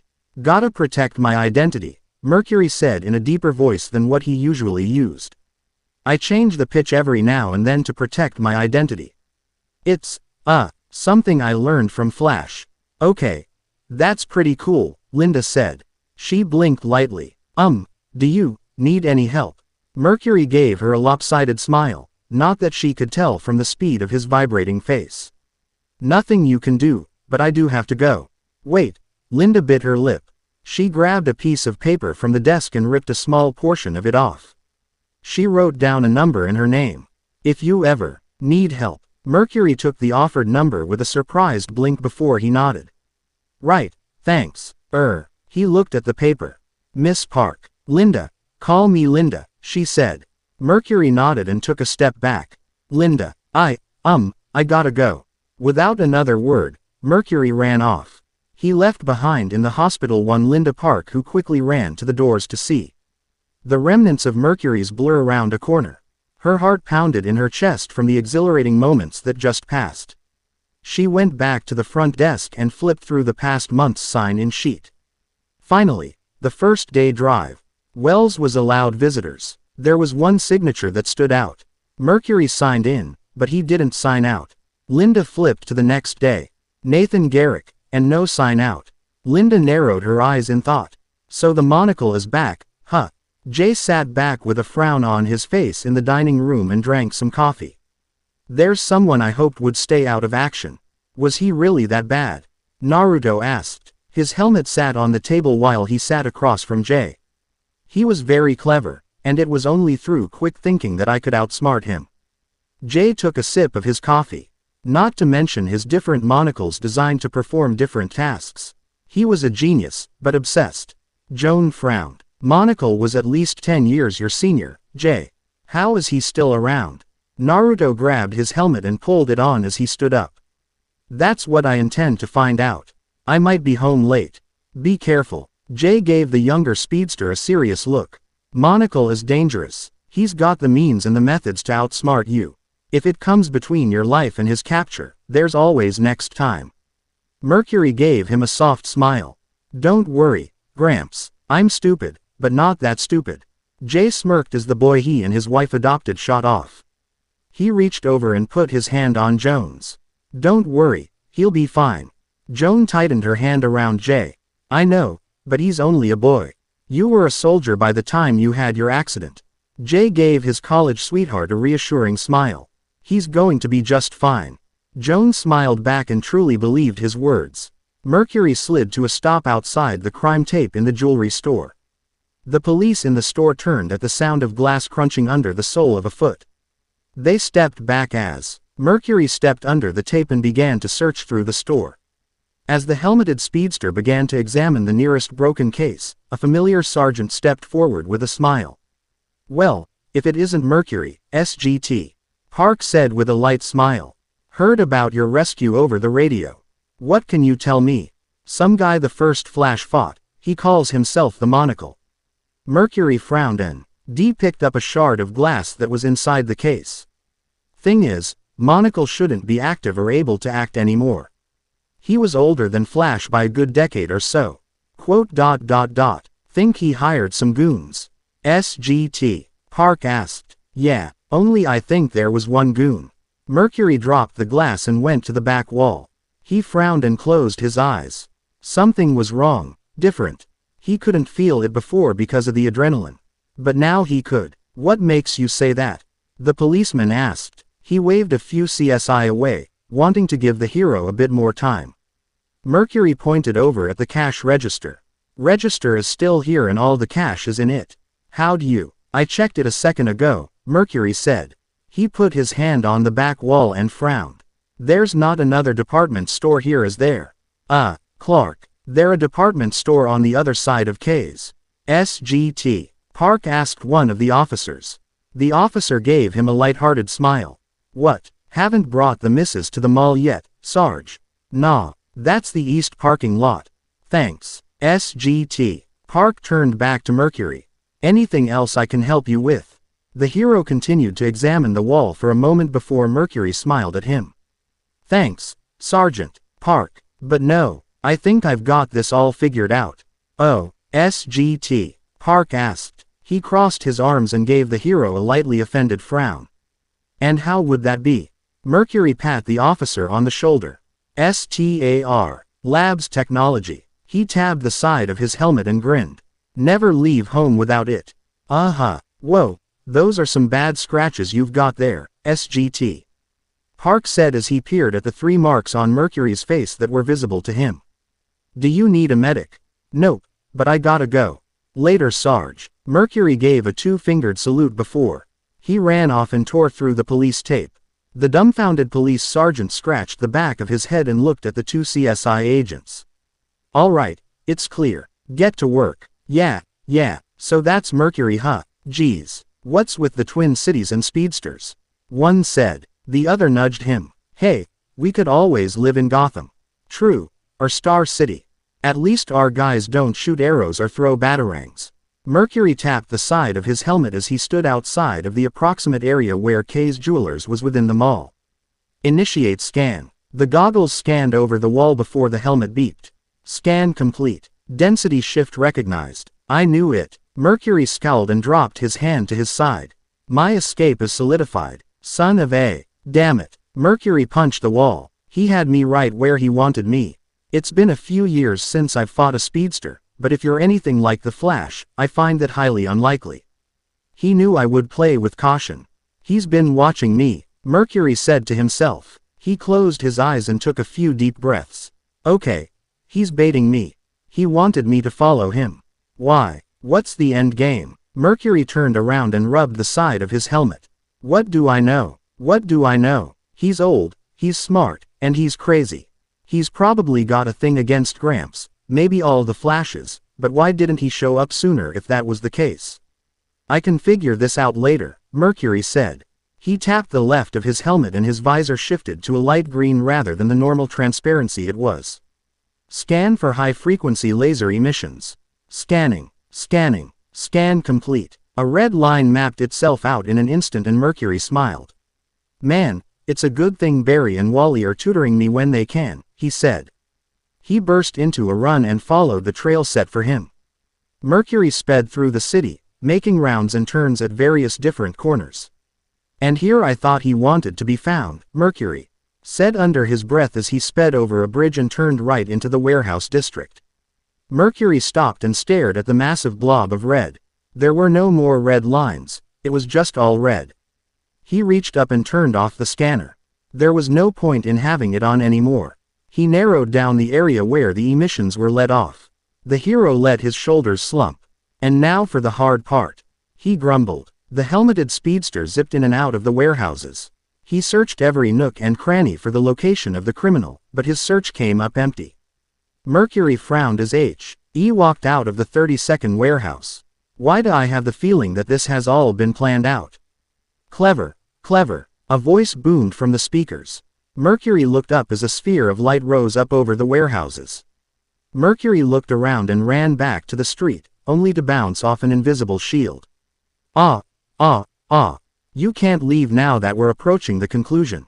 Figures. Mercury grumbled to himself as he pushed his helmet back into place and climbed back to his feet. He looked around. All right, Monacle, you've been watching me for a while. Show yourself, let's meet face to face. The Monacle seemed to rub his chin for a moment. Straight to the point then. Well, I suppose a little screen time never hurt me before. A warehouse to Mercury's immediate left suddenly shuttered and the doors folded out completely. A couple of warehouses down on the left followed the same example as the first. Then a few more did the same, and another handful near the edge of the plot. Finally, all of the warehouse doors had been opened and screens had risen up and locked into place. The screens flickered for a moment before they lit up and an elderly man appeared on the screen. He had a neat white mustache, liver spots on his skin, and a sole monocle over his right eye. Wow, you are ancient. Mercury blinked in surprise. The monocle gave Mercury a dull glare. Yes, he said dryly. I've been told as such. And considering that Flash isn't as retired as I thought he was. He's retired, Mercury affirmed curtly. The lack of manners in this generation astounds me. You know, back in my day, I was allowed to finish a monologue out of professional courtesy. The monocle started to hack and cough into his fist. Mercury was taken aback and started to open his mouth, but was stopped by the monocle's raised hand. A moment of coughing passed and the monocle recomposed himself. You see, this is what I've become. I'm a mockery of my former self. Brittle and falling apart internally. My vast riches have prolonged my life long enough to see Flash's successor emerge. His successor emerged nearly a decade ago, Mercury said informatively. The monocle scoffed. He's no Flash, not like the one I knew. That buffoon runs around and does battles with giant apes. No self-respecting man of my era would let those barbarians run amok in our city. The monocle scoffed. And that suit, where's the class? The indecency of some of these heroes today. Mercury had to concede to that. There was a reason some punks weren't afraid of a bunch of guys in tights. Those guys usually ran into Batman at one point or another. But then I saw you on the news. The monocle let a smirk cross his wrinkled face. You had stopped Captain Boomerang. A silly name if you ask me, but I digress. You, young Flash, are my most hated enemy's successor, if not in name then in spirit. I figured that I should follow in his footsteps. Mercury narrowed his eyes. What? The warehouse behind him exploded and Mercury dove forward with his hands over his head to act as some sort of protection against the debris. Mercury quickly got back to his feet and turned around to see a figure walk through the smoke and fire towards him. The monocle laughed on the screens around them as the figure became clear. It was a young man dressed in dark blue body armor with a red and yellow visor over his eyes. A yellow belt of some sort crossed over his chest and wrapped around his waist. His left hand was on the side of his head and his visor glowed bright red. The man smirked and his visor hummed as another beam built up. A condensed laser shot out and Mercury quickly avoided several blasts with impressive agility. Mercury ran to the other end of the row of warehouses. He narrowed his eyes as the man stepped out of the remains of the destroyed warehouse. The helmeted hero had a light burn on his shoulder from one of the beams that nearly got him. The guy had good aim.